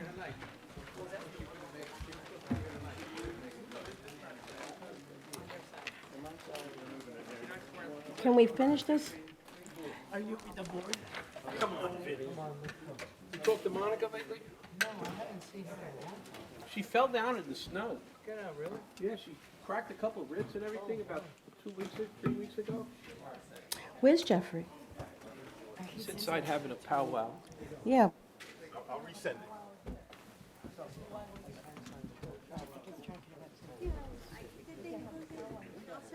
We'll be here at 1. What? Okay. So we're up to our next case. Okay, so our next case is Z 2023-0024, and that's 2624 Kennedy Boulevard. Mr. Wine, you're up. Yes. Good evening, Madam Chair, Commissioners. For the record, Benjamin Wine of Prime, Tubel, and Maselli, on behalf of the applicant here this evening, Jersey City 3 Deals LLC. The property in question is located at, as you said, 2624 JFK Boulevard, which for the record is block 14906, lot 20, and we are located in the RH2 zoning district and the West Bergen East Lincoln Park Historic District. I'd like to start by doing something a little bit unorthodox or not what I've typically done before, and I'd like to read directly from a section of your ordinance to kind of start my opening, and specifically that's section 345-40.1, which is your RH2 residential housing district, subsection G1, the design standards. And I want everybody to listen to this because it's really going to frame the entirety of the presentation you're going to hear tonight. Okay, that sounds serious. Go ahead. Take the wind out of my sails. Building proportions shall be compatible with the predominant proportional relationship along a street. Building entries, windows, and other openings shall be compatible in location, size, and pattern to other structures on the block. To the greatest extent possible, characteristics of surrounding development, such as roof style and pitch, material, window and door detailing, and the presence of porches, shall be consistent with other structures on the block. It's a nice ordinance. Now, what I could do is show you the picture right now, having read that, and close my case, but I won't do that. What I'll do instead is ask you to think about that as we go through our presentation. This application proceeded to the Historic Preservation Commission over a series of meetings that concluded just about a year ago. And there were various iterations as a result of community meetings and ultimately the HPC unanimous approval by their entire board for a certificate of appropriateness. We're here this evening proposing a 4-family residence at the subject property that'll be in 4 stories. And as you just heard me read, and as you'll hear throughout the presentation tonight, this project was effectively developed from the outside in. Usually a developer comes to a property and says, here's what I need to do to make this work for my bottom line. Starts with the number of units, then starts to work on how you fit them out, what their sizes are, how you design the outside of the building to cut costs wherever possible. This was the polar opposite. This project, being in a historic district, we went from the outside in and said, what is the appropriate building to put on this property? And then how are we going to fill the interior? And I think that's an important nuance here this evening.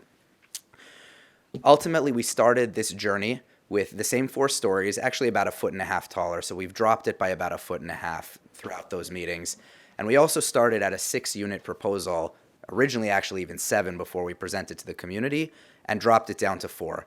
And the reasons are, the comments predominantly from the community before we even went to the Historic Preservation Commission, where they wanted us to reduce density from what they had seen as 6 units, which we did. We reduced that to 4.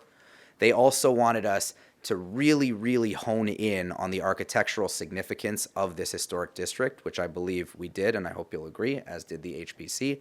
And finally, while we can't formally commit to this, they did ask us to try and sell these as condominium units rather than make them rentals. And as I said, and we told them at the time, and we said at the HPC, that's not something we could commit to then. That's not something we could commit to now because you don't know what the market will dictate. But what we can do to encourage the eventual developer and builder of this site is create these units that are marketable and fit and finished in ways that are more conducive to condominium units and to home ownership. And you'll hear from our architect specifically. We had a common laundry room originally in the original proposal. We changed that. So every one of these 4 units has its own washer, dryer, independent amenities, again, to help encourage that.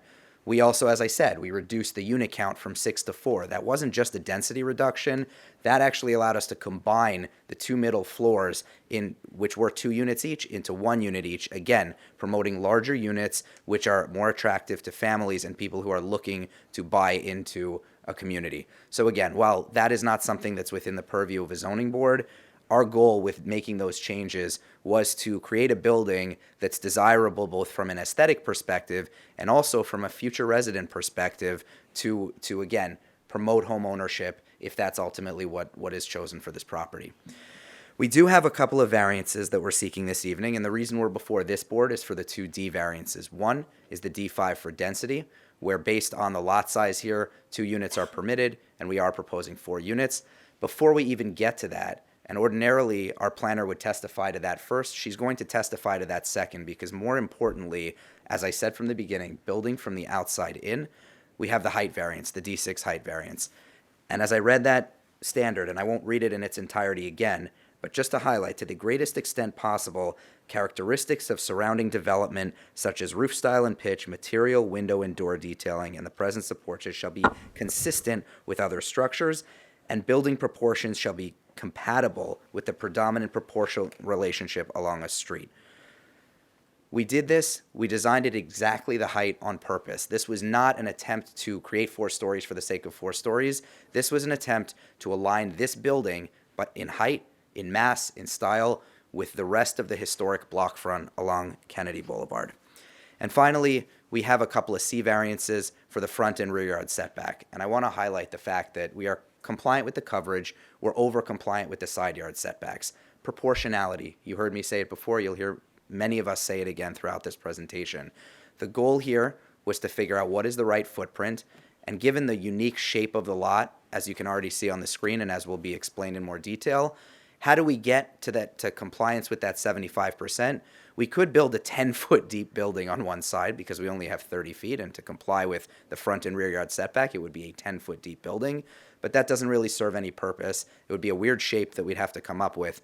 So instead, we focused on how to make this fit in with the curvature and style of the block front and fit within the overall permitted footprint of 75% coverage, which we did.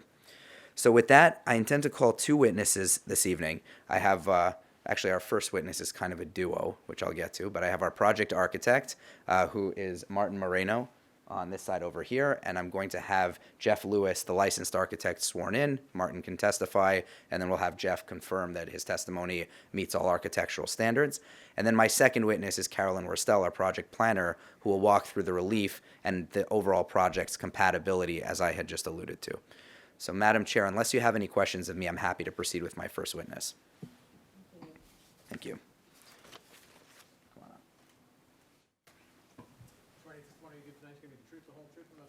Yes, I do. Jeffrey Lewis, Lewis. And for the record, my license is still active and in good standing in New Jersey. Would you like?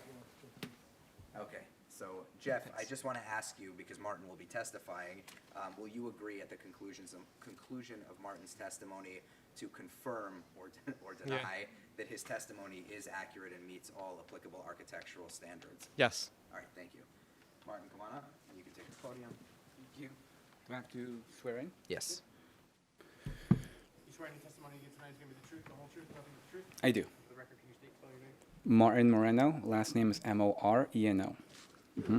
And Martin, if you can please explain to the board your relationship to this project, and ultimately confirm for the record that you have been involved since the inception and are going to be testifying here this evening in your capacity as a project designer. That's correct. So I'm the project manager of this project. I've been overseeing this from the very beginning, which goes all the way back to 2022.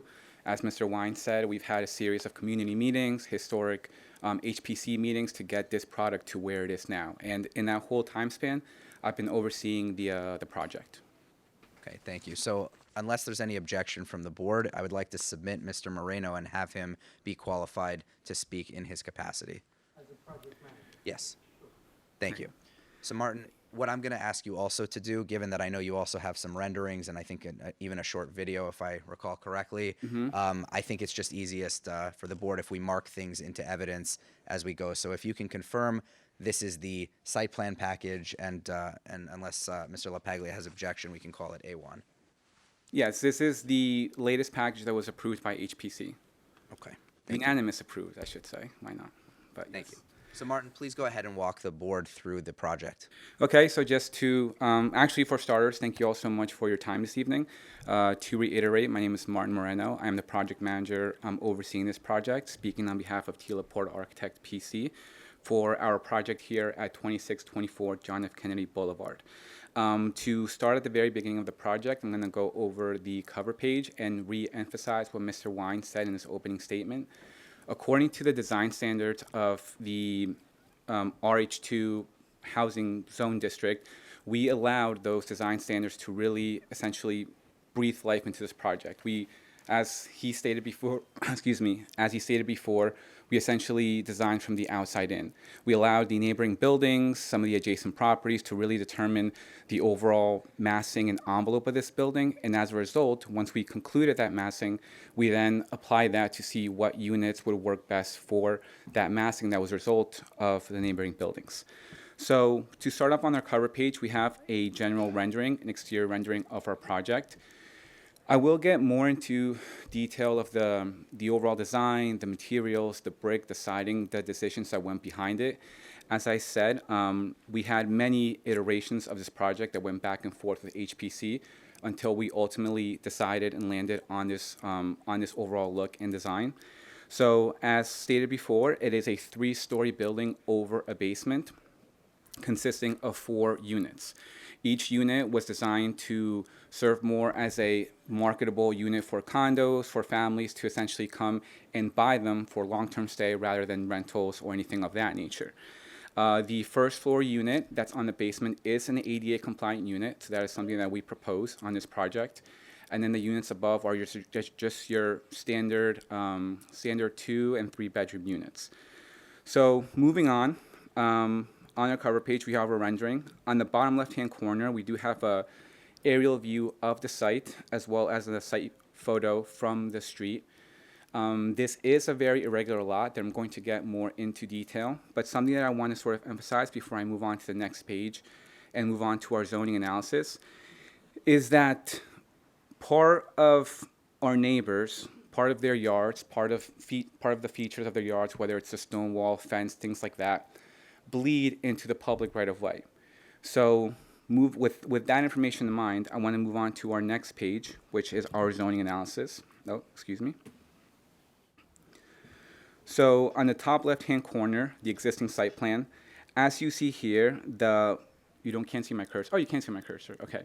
This boundary line here that you see, this slanted boundary line, is actually the boundary line of our property. However, the sidewalk, the existing fence that you saw in the site photo, which you see here, this existing fence is placed beyond our property boundary line, as well as a lot of the features and aspects of our neighbors. So the neighbors have stone walls and landscaping that go beyond their property line into the right-of-way. So that's something that we decided to incorporate into our site plan. By doing so, we were able to increase more landscaping. We were able to add more greenery, more grass to our site, and overall improve the coverage conditions of this project. As Mr. Wine said before, this is a very irregular lot, as you can see. We have one side, it's about 32.7 feet deep, and the other one is 57.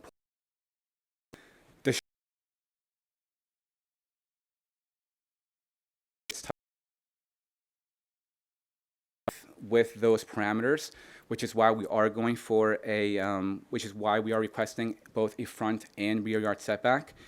But regardless of the variance that we are requesting for the front, while we do have something that's not compliant in a 0.8 setback, the sort of chokehold that we have here, we are providing other setbacks that are larger, compliant, and more importantly, more than our neighbors.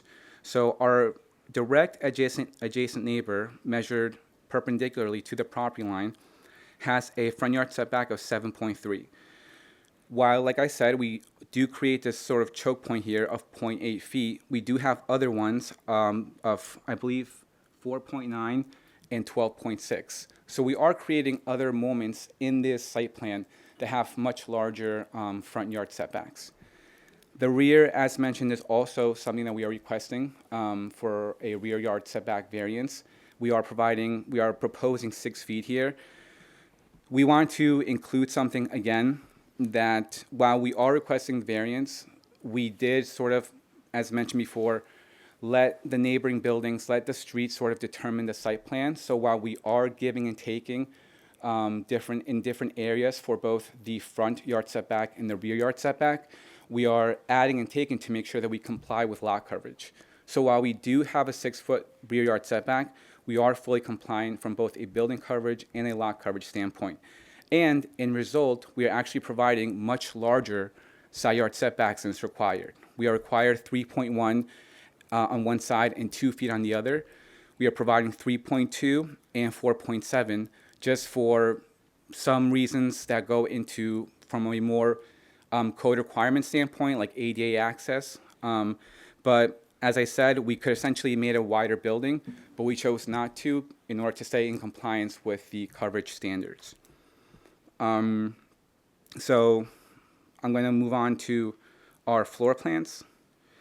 Actually, I'm sorry, I apologize. Before I move on to the floor plans, I just want to quickly provide, show a schematic diagram of the actual block site plan itself, showing the irregular block site plan, showing the slant of how it goes across all of our neighbors and how we are conforming to all the adjacent properties and the irregularities of the site. Moving on to the floor plans, this is the first floor, which is the quote-unquote basement. This is the ADA unit. You have your traditional standard access from the front, and should an ADA tenant acquire the space, they can access it from the ADA ramp on the side. It is a 2-bedroom, 1-bath unit with in-unit washer dryer, and all the mechanicals and those systems are inside the unit themselves. As Mr. Wine said before, we had originally provided a sort of common area for laundry and for some mechanical spaces, but after countless discussions with both community, HPC, and as an attempt to make these units more sort of marketable towards housing, condos, houses, long-term stays, like Mr. Wine said, we gave them some amenities such as in-unit washer dryers, in-unit mechanicals, in-unit everything is essentially within the unit to just make it a little bit more marketable as a long-term home. Also on the first floor, we have our bike parking, which is required per zoning, our sprinkler room, and some of the meters are located there as well. I will get into this a little bit more once I get to the elevations, but the refuse room is being handled underneath the porch through a side access, as you see here. So any person handling waste or refuse from their unit can either go down the secondary stairs located towards the back of the building and this would be essentially your route of travel for waste disposal, or they can do it from the front. Either way, but that is how we are dealing with the waste for this property. The first floor and the second floor are both similar copies in terms of the layout and the orientation. Both of them are 3-bedroom units and 2 bathrooms, and again, have their own in-unit washer, dryer, mechanical, and all those other things to accommodate a more marketable condo type of unit. Originally, one of the earlier designs called for 2 units on this floor, but as we said, once we had some conversations with the community and with HPC, we decided to essentially merge those 2 units into one to make them much larger and more marketable as a type of condos, long-term homes. Again, second floor and the first floor are very similar. The only difference is kind of like the little bay window that we have over here. And then going on to the fourth floor, the unit on the top story, this is essentially located underneath the roof.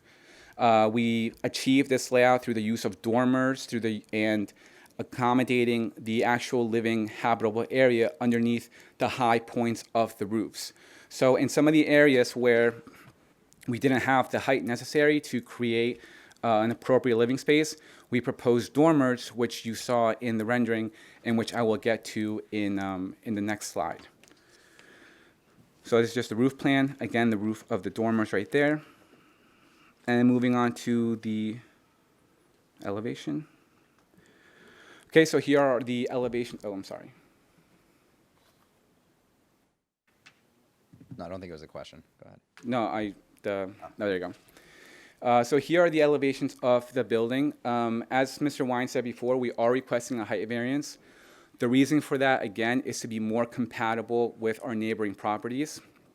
A lot of the features, a lot of the design accents and aesthetics that you see here were derived from multiple discussions with both HPC and the community board. To highlight some of those, we have the pitched sloped roof here, which is very noticeable in all of the neighboring buildings, as well as this sort of tri-arc window design, which is very visible in both of the adjacent buildings.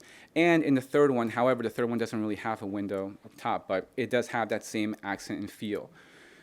We are proposing bay windows, these sort of bump outs in the front facade to accommodate, again, and reflect what is next door to us. And some other features that we are applying to this is the type of materials. So we are proposing this sort of, we call it fish scale siding, as you see here on the roof, which is something that can be found on the corner neighbor building. We are proposing some shingle siding, which is found in both of our neighbor properties, and your traditional horizontal siding. Aside from that, we are proposing a masonry brick accent, which is found at the base of every single building. And some of the columns and things that you see towards the bottom, again, were derived from conversations with HPC. To give you an example of that, the neighbor at the corner, as you can see, has this sort of like large CMU lintel and CMU blocks here. That is something that we applied to our project, again, which is something that was recommended to us by an HPC board member, which we felt worked well here. The ultimate all around green siding is something that we landed on towards the later iterations of the designs. But something that was recommended to us was to do bold trimming of different colors. So originally we had, we decided to break up the green by adding some paneling, some white paneling to some of the bump outs as you see in the neighboring buildings. However, that's not something that the HPC was really a fan of. So they recommended maybe doing like large, thick white trimmings, as you see, for example, in the window here, these windows here, all of these windows, which is how we essentially landed on this green siding contrasted with this bold white trimming all around the overall design. So moving on to the rear, or moving on to the other sheets, again, that's very applicable throughout the entire building. You can see the dormers here that are popping out. Again, these were proposed for two reasons. For function was one, which created a much more habitable living area for the top unit, and as an aesthetic to match the neighboring buildings that also have dormers. Moving on to the next page, which is the materials. As some of you may know, HPC is very strict with materials. So you can see all the dates here of all the times we changed this. There was lots of communication, lots of conversation back and forth, and everything that you see here was essentially decided upon and approved by HPC and applied to our project. Next page. Again, reiterating the notion of the design standards and allowing the compatibility of the neighboring buildings and allowing that to determine the size, look of the building. We really took that into account. We really let that drive the design of this project, and it's very evident here. We did a streetscape study showing elevations of all the neighboring properties to, from a design standpoint, sort of drawn and matched the best we possibly could. However, the heights are fairly accurate. Those heights were derived from a block survey that was done by a licensed surveyor, which I will show in the next slide, but just wanted to, again, reemphasize the streetscape study and how it fits into the overall building. Moving on to the next slide. This is the block survey that I was talking about. So this was all done by a licensed surveyor to show more accurate information. It shows the roof ridge of each building, and it also shows the grading of the site. We took that information and we applied that to our streetscape study to provide and show a much more accurate streetscape study of how this building is going to interact in this row of homes. We also have a photo of the site and a proposed streetscape study showing our building in context with the adjacent buildings. And lastly, I have a little movie for you guys. This is a first for me, I have to admit. We will mark this as A2. I saw it today. It's pretty great. And Martin, just before starting, can you just explain what this exhibit is? Yes. So an argument, I wouldn't say argument, a notion or a statement that the community made many times was how this house is acting as the first thing that you see once you enter these row of homes. So if you're coming down JFK going towards Fairview Avenue, you have this vacant lot there, and that's essentially going to be the first thing you see in quote unquote this entrance of row houses. So the animation is meant, or it's intended to essentially show anyone moving down towards Fairview Avenue how that you're greeted by that house and how it also works in context to its neighboring adjacent buildings. And I'll play it now.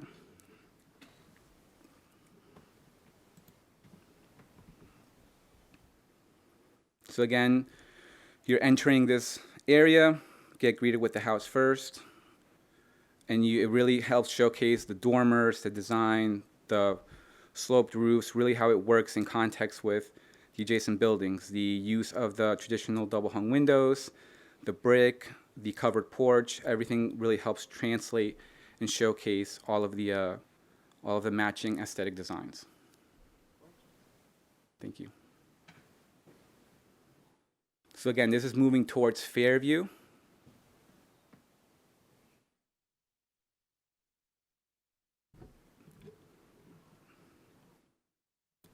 And this is essentially the angle. If you were, Fairview is right there, right next to the house on the right. Again, if you were from a perspective standpoint on Fairview, looking in the other direction. So it helps you really visualize how the building is going to work in context, both going towards Fairview and away from Fairview. And with that, that pretty much concludes my presentation.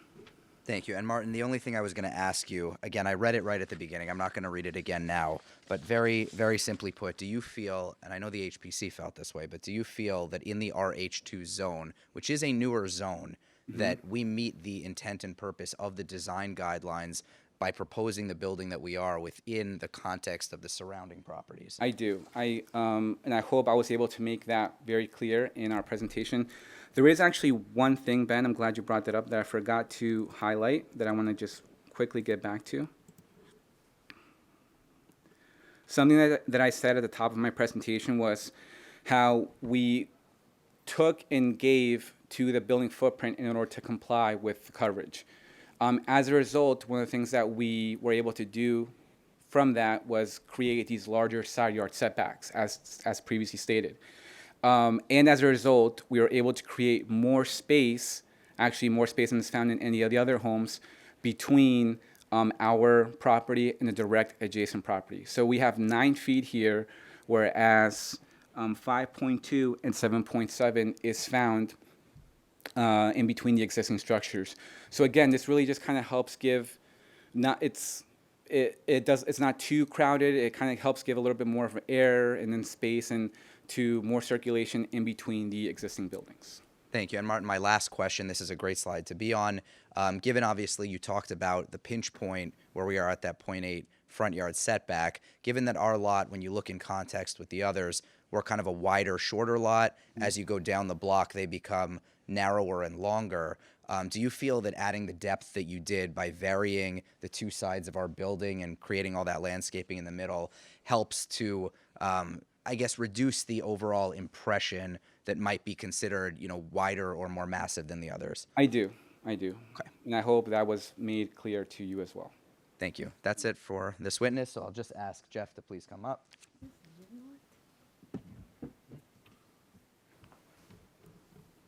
And I honestly don't know how you're going to respond to this, so I'm taking a risk. But Jeff, can you please confirm for the record that everything Martin testified to meets all relevant architectural standards and codes, and you have reviewed this plan and take no issue that it is compliant with all relevant codes?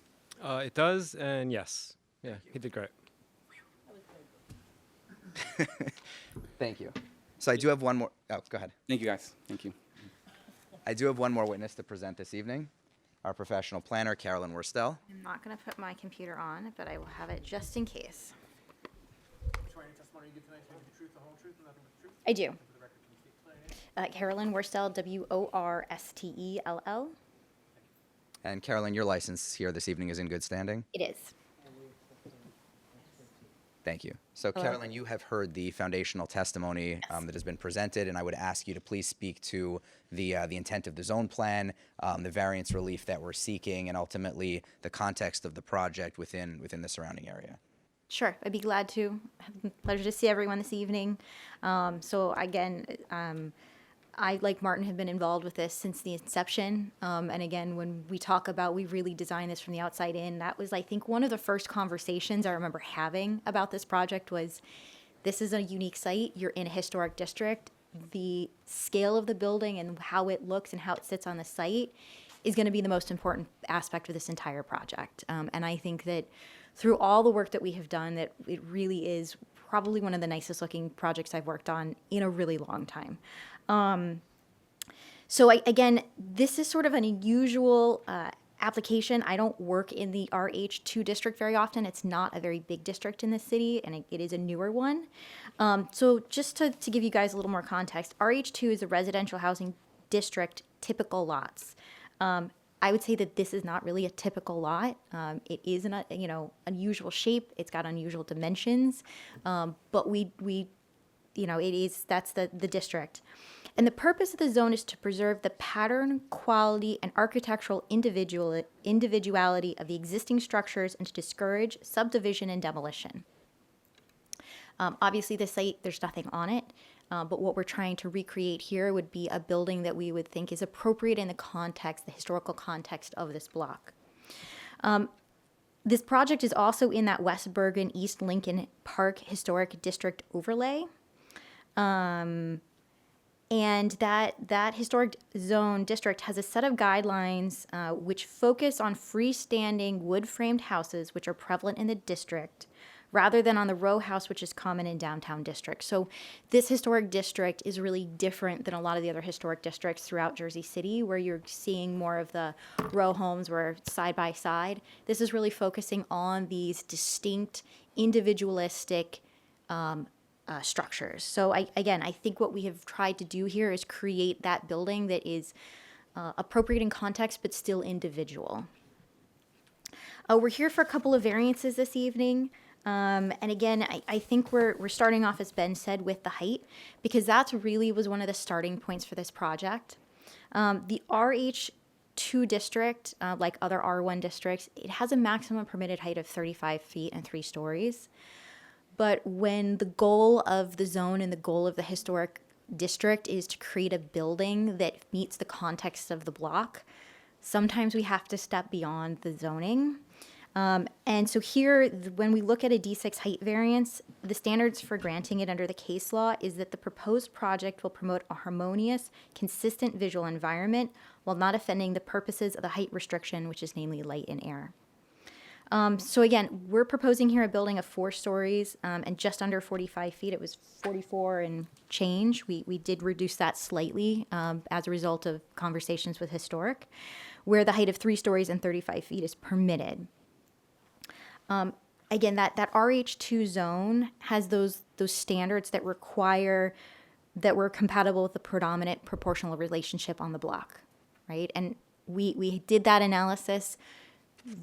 The block is taller than 35 feet, right? It is at 44 feet. And there's another requirement that requires that the finished floor height of the building entry on the primary front facade match the finished floor height of the building entry for the adjacent lawn. That means that we have to have a raised entry. We have to create this building where we get 3 stories over a basement, because that's the predominant relationship you see on this block. You're having 3 stories over basements. On the block, there are walls there, but when you really look at those, you do realize that there are basement stories for each of these properties. So because we're trying to meet those sort of historic standards, it really requires that we provide some additional height. And so that's why we're here tonight, is to create that, to allow that 4 stories and 45 feet, which again, I really think it meets that intent of the case law, which is to providing that harmonious, consistent visual environment. And I think that it's really evidenced here very lovely by this image and by what we were presented with this evening. The other aspect of that is whether or not, does this offend the purposes of the height restriction, which is light and air. Again, I don't think that it does. We worked really hard to make sure that we were providing appropriate setbacks. Again, we're providing that greater than required side yard setbacks, so we're getting more light and air between the buildings than you would typically find in an R district, the R1 districts, or the RH2 district. Again, the front and rear were designed to really address the challenges of this shallow lot. We are trying to provide an appropriate rear yard, and I get into that a little bit later. And then again, with our front, we're trying to match that pattern of the block, which is you see the building step back, because this portion of Kennedy, it's not flat, it's not meeting flat. So we get this step back effect along the block frontage. And so that's what we tried to recreate with our front yard setback. So I think that we really are meeting that intent, which is to provide that light and air. And then again, that upper floor, that upper roof, it's not your typical straight up and down, 45 feet. It's pitched, right? We've integrated that additional story within that pitched roof. So again, you're not getting the same impact that you would expect when you oftentimes see from a typical 45 feet you find elsewhere in Jersey City, where you've got a flat, straight up. It's pitched. So I think we're really meeting that intent to provide that light and air through this design. We are also requesting a density variance this evening. We are requesting 4 units at a density of 80 units per acre. Again, under case law, the standard for granting the D5 density variance with respect to the positive criteria is that the site can accommodate the associated impacts of the increased density. So we're in this RH2 district, and to provide a little bit of context, this RH2 district is only on this block front on Kennedy Boulevard. The rest of Kennedy Boulevard, south of Journal Square, is primarily zoned R3. There's also some university districts and whatnot, but it's only for this one portion, this one block frontage, that you have this RH1 zone on Kennedy Boulevard. So really, when we're looking at this zone, we were looking at this lot, we were looking at what is an appropriate development given its location on Kennedy Boulevard. What is the type of development that you're going to see on Kennedy Boulevard? So that's why when we again built to find the form of the building, but when we looked at the density, we looked at what is an appropriate density given its location. There is, if this, like I said, the majority of Kennedy Boulevard is zoned R3 in this area. R3 zone permits 4 dwelling units regardless of lot size. So if this had been an R3 zone, this would have been in conforming density. We did look to see how this fit within the density of the block itself. This is on block 14906, which has a variety of multifamily uses, ranging from 3 dwelling units to a 54 unit building. Density ranges between 12 units per acre and 153 units per acre, with an average of 59. So the existing density of the block, the average density of the block, exceeds 42 units per acre, which is what's in the RH2 zone. So again, I think that this is consistent with the density that's found on the block. It's consistent with the density that we find along Kennedy Boulevard. Again, R3 district is a higher density district. There are multiple multifamilies along the corridor. 2615 Kennedy is a 3-story, 30-unit condo with density of 125 units per acre. 2595 Kennedy Boulevard, which is the Birchwood at Fairmount Hotel, is a 5-story, 59-unit senior housing development with approximately 147 units per acre. And 2600 Kennedy Boulevard, which is The Hague, is a 10-story, 115-unit condo with a density of 147 units per acre. So as you can see, at 80, we're really kind of consistent with the level of density that you find along the Kennedy Boulevard corridor. So again, I think overall this project, the site can really accommodate the associated impacts with that increased density. And again, partly because we've allowed and we've been able to find a building form, a building envelope, which is trying to meet those bulk standards. And then within that area, that's where we fit in the unit. So again, I really think that this is an appropriate density. It can be accommodated, and it does meet the standards.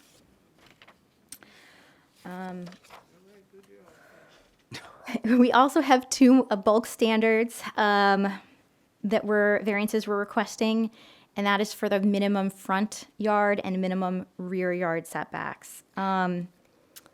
Starting at the front yard, again, we are requesting a variance where we have the smallest, at the smallest point, we're at 0.8, so a little less than a foot front yard setback at that northern corner, and increase to 12.6 feet at the southern corner. We have that sort of staggered facade, so it does change over the width of the building. And again, I believe that this is an appropriate setbacks because it really is consistent with the staggered setbacks that you see along this block frontage. It's mitigated, the fact that we are so close is really mitigated by the fact that when you're walking down the street, you're going to have the feeling that it has a much larger front yard because we're going to be landscaping that portion of the right-of-way that has been consistently along this block frontage is used as part of the front yard for most of these buildings. So again, when you're walking down the street, you're going to perceive that there's a much greater setback because that's where the sort of landscape wall, I won't say it's the street wall, the building wall, but the landscape wall along the block frontage is actually out into the public right-of-way. So again, I think this is going to be very consistent. With the rear yard, we are a minimum of 10 feet is required, where we're providing 6.2. Again, I'm looking at this. This is, to a certain extent, this is a little bit of a hardship for us. This is a really shallow lot. Typically your 25 by 100, our lot depth ranges from 32.8 to 57.5. So it's a really shallow lot. And so again, what we did was we tried to balance our front and our rear yards so that we were providing enough space for light and air, but also working to get a usable building footprint that made sense on this lot and still met the coverage. So I really think overall, with these variances, what we get is a better planning alternative because than a conforming structure. If we were to just apply the standards, because it allows our building facade to be stepped back and to create those more appropriate, the more appropriate shape of the facade, and to allow a more usable building footprint. So I think overall, it's just a better design with those variances. I think the project advances the purposes of the municipal land use law. It promotes the general welfare. The use is consistent with the surrounding neighborhood and with the Kennedy Boulevard corridor. So it's consistent with purpose A as an appropriate use. It's consistent with purpose E for an appropriate population density. Again, this is a higher density corridor on Kennedy, and I think this is an appropriate density. And then I think it's promotes a desirable visual environment, consistent with purpose I.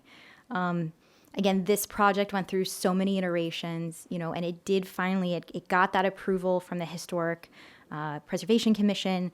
And so I think that, again, it really allows and creates a really strong building that is going to make a really good entrance to this set of 4 properties.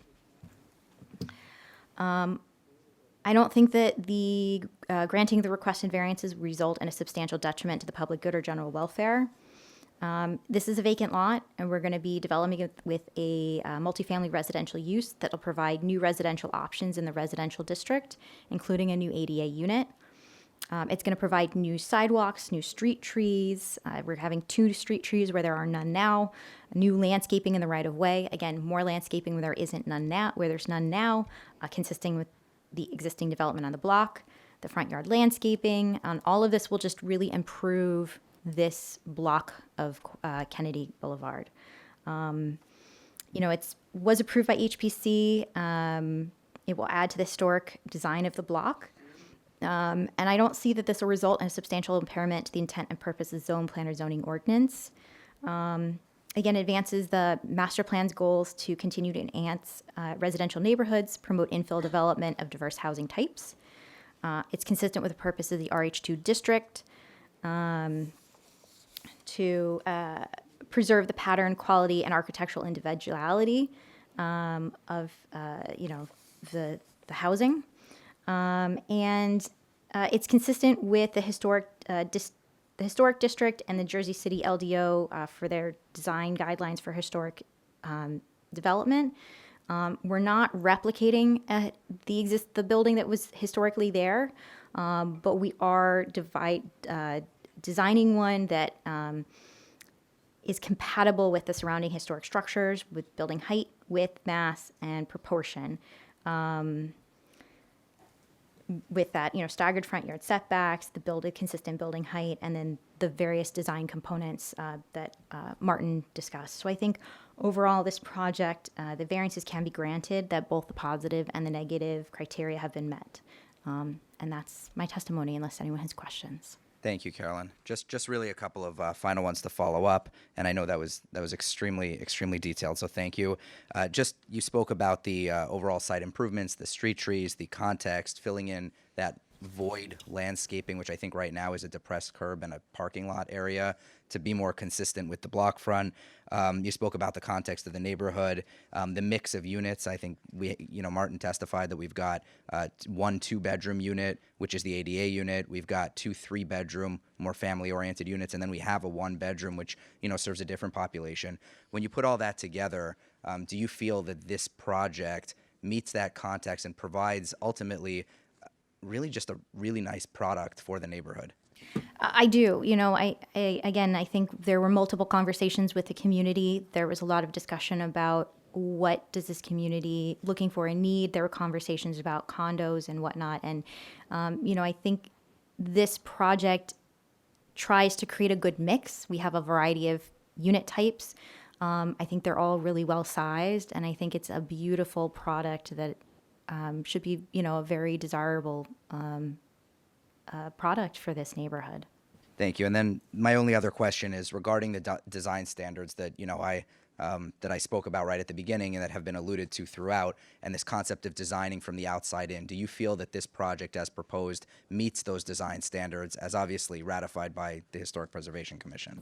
Yeah, of course. I mean, again, it's the proportionality, it's the bulk. Again, I think this building, as you can even you see in all of the views and the renderings of it, there was a lot of work that went into to address, what is the building style, the pediments, the window sizing, how do we create step backs so that it doesn't look like one big long building, with the step back, it breaks up the massing of the building. So again, I think that there was a lot of work that went into to make sure that it's really proportional to the neighborhood. It has that raised entryway, it has the porch, it has all of the elements that you're looking for to create that consistent design for the block frontage. Thank you. Madam Chair, I have nothing further for this witness. Great. And Madam Chair, that would conclude my witnesses. I would respectfully request the right to respond to any comments, questions, and sum up at the conclusion. Do we have anybody in the audience that would like to address the podium? No? Okay. Board have any Board, questions? No? can we have a comment by staff?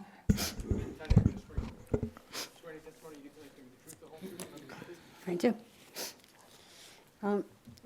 Earlier, Mr. Wine asked me if I was going to prepare a staff report, but if you saw the 4 pages that my historic preservation staff wrote on top of the 1,000 applications that they review, we clearly don't pay them enough. It's incredibly detailed. I think it's very clear from the testimony that most of these variances are due to the fact that they are meeting the historic preservationist requests and standards, and it obviously mixes very well with the block. Obviously, staff recommends approval, HBC recommended approval.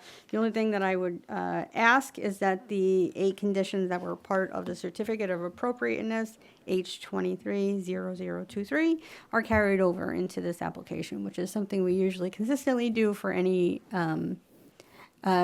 applications that are recommended by the Historic Preservation Commission. Did I agree to those conditions then?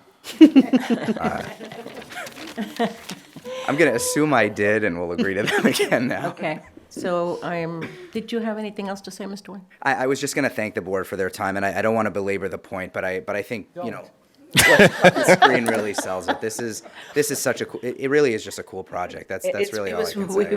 We were gonna probably say yes in the beginning. And I respectfully It's request. a great project, I thank love you, it. that you grant the Yeah. application. Okay, so can we have a motion?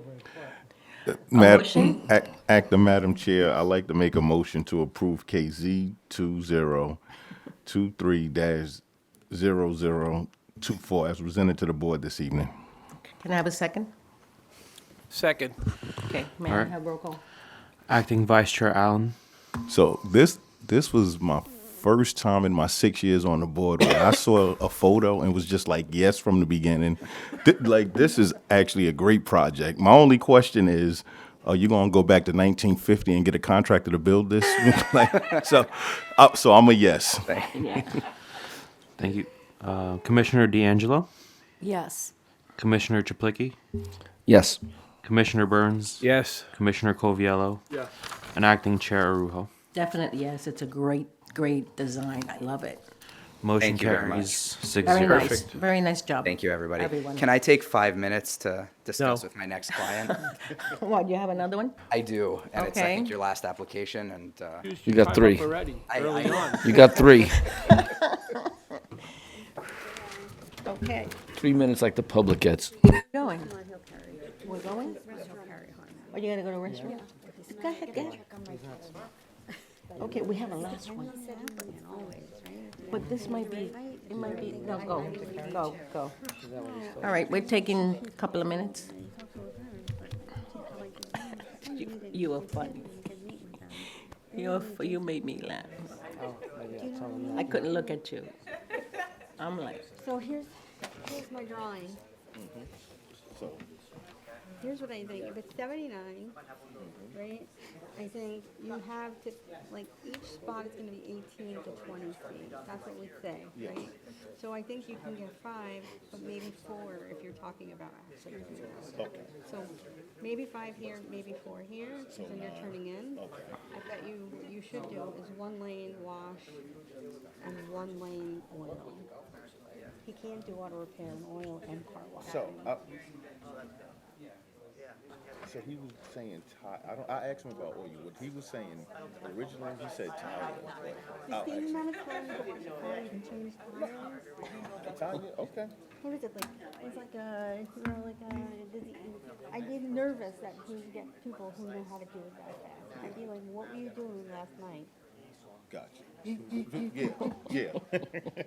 Okay. No, whatever. So If he okay. wants to do that, then show me the list. Okay. But tell him, go ahead, hire somebody and let's keep moving. Okay. I think, personally, that he can either do 1, but he's gotta have something. Yeah. Okay. Maybe like 18 and move on. I'm being nosy. Look at me. I'm like You looking. guys are gonna hear it and, Oh, I'm gonna hear it? Okay. it's on, I think in the Garfield. What is Okay. it? This is the Harmon one? Is that No. No. No, this is something totally different. There's no way that makes any sense to you. I don't know, we're having a powwow. What I just drew. It makes sense to me. It may not make sense to him, but it makes perfect I sense just to think me. you probably can't get the 5 when you're gonna try to get the Yeah, you turn, yeah, So this is okay. gonna be- And then you'll have queuing, 1, 2, most likely, maybe even 3 for the hand drawing. So you said 8? Okay, so are people most likely you're gonna have people come in, they're gonna come back around? He's not doing oil, but he wants to do tires. Yeah. Mamma mia.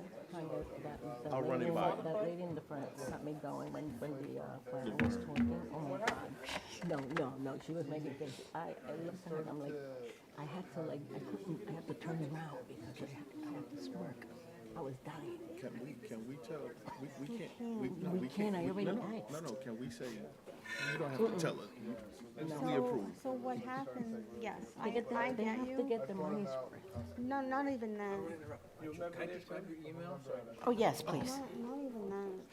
But Oh, you have to allow them to establish the record. Okay. Because SARAUJO. and they can't say, then once they go to 430 court, they say, well, this only Gmail. happened, let me put my violation on the record. You can get approved. Yes. And then the neighbor can appeal. Yeah, okay. Please. It's still. Okay, yeah. I get it. Yeah, because, I mean, They'll probably come to a meeting at some point, whether with me or my mom or Sally. oh, okay. Oh, wait, I don't know, maybe, do they come to your house? Not you. no, I know what you're saying. Like, you like, oh, I probably got it on I used to sell them too. With my granddaughter, absolutely. My wife should be like, can you go pick up these boxes for somebody, and I'll go, and Yeah, sometimes the gentleman has to, Yeah, they yeah. just sit in my kitchen until.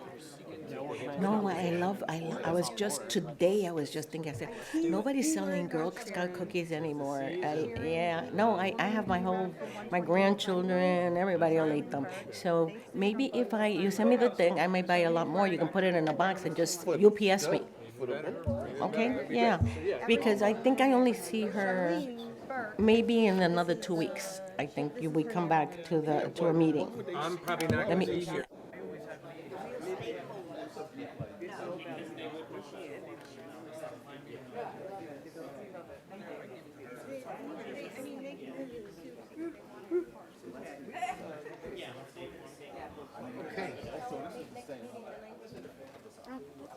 okay, let's call the meeting to order so we can adjourn. I lost my copy of the notice. I do not have it with me. I scanned it. The other day, so this is one of my.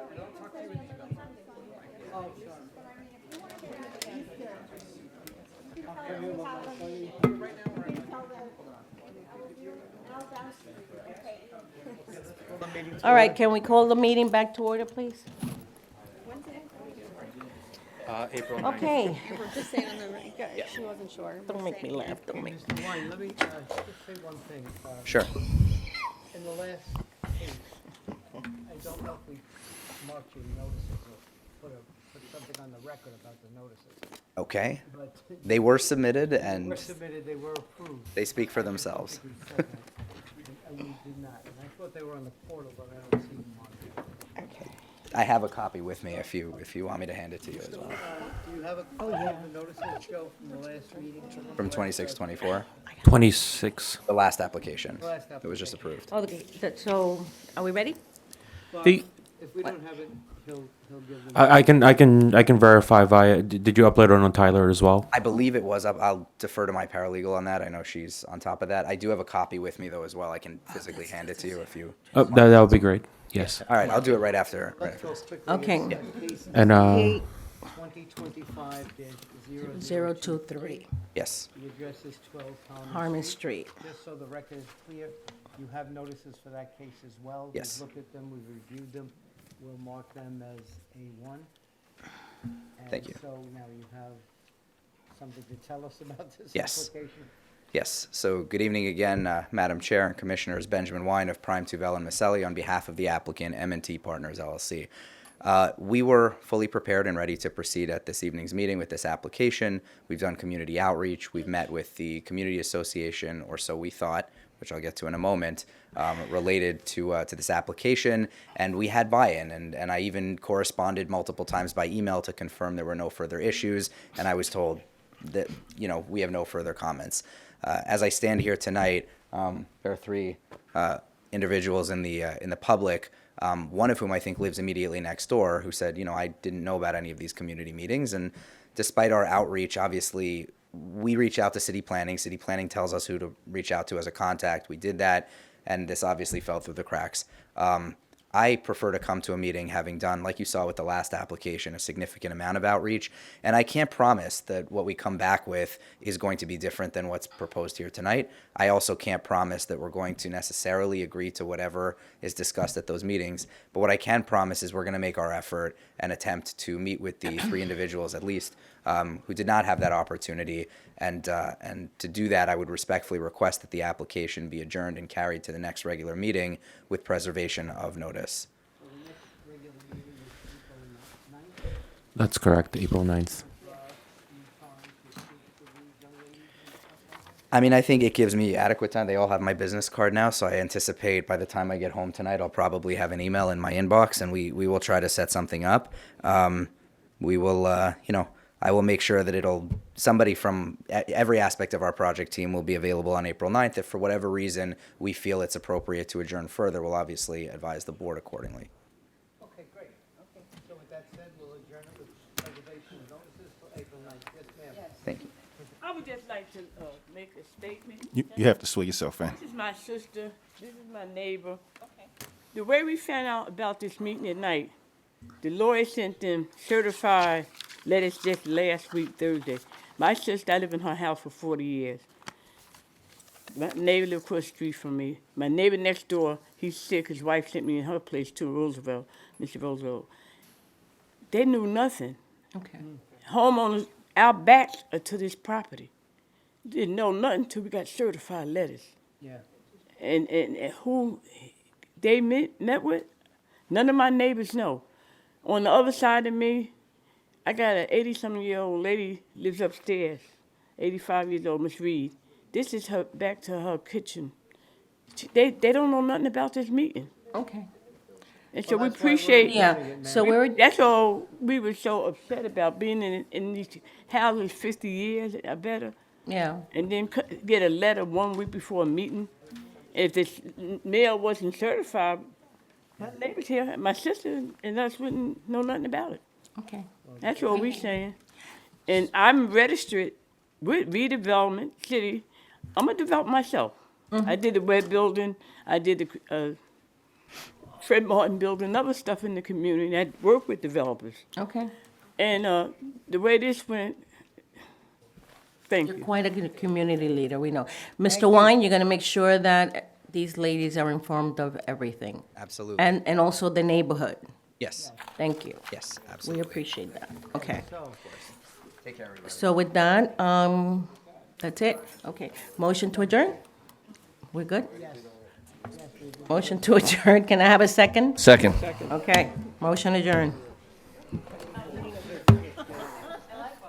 That's what you call luck. The party's over.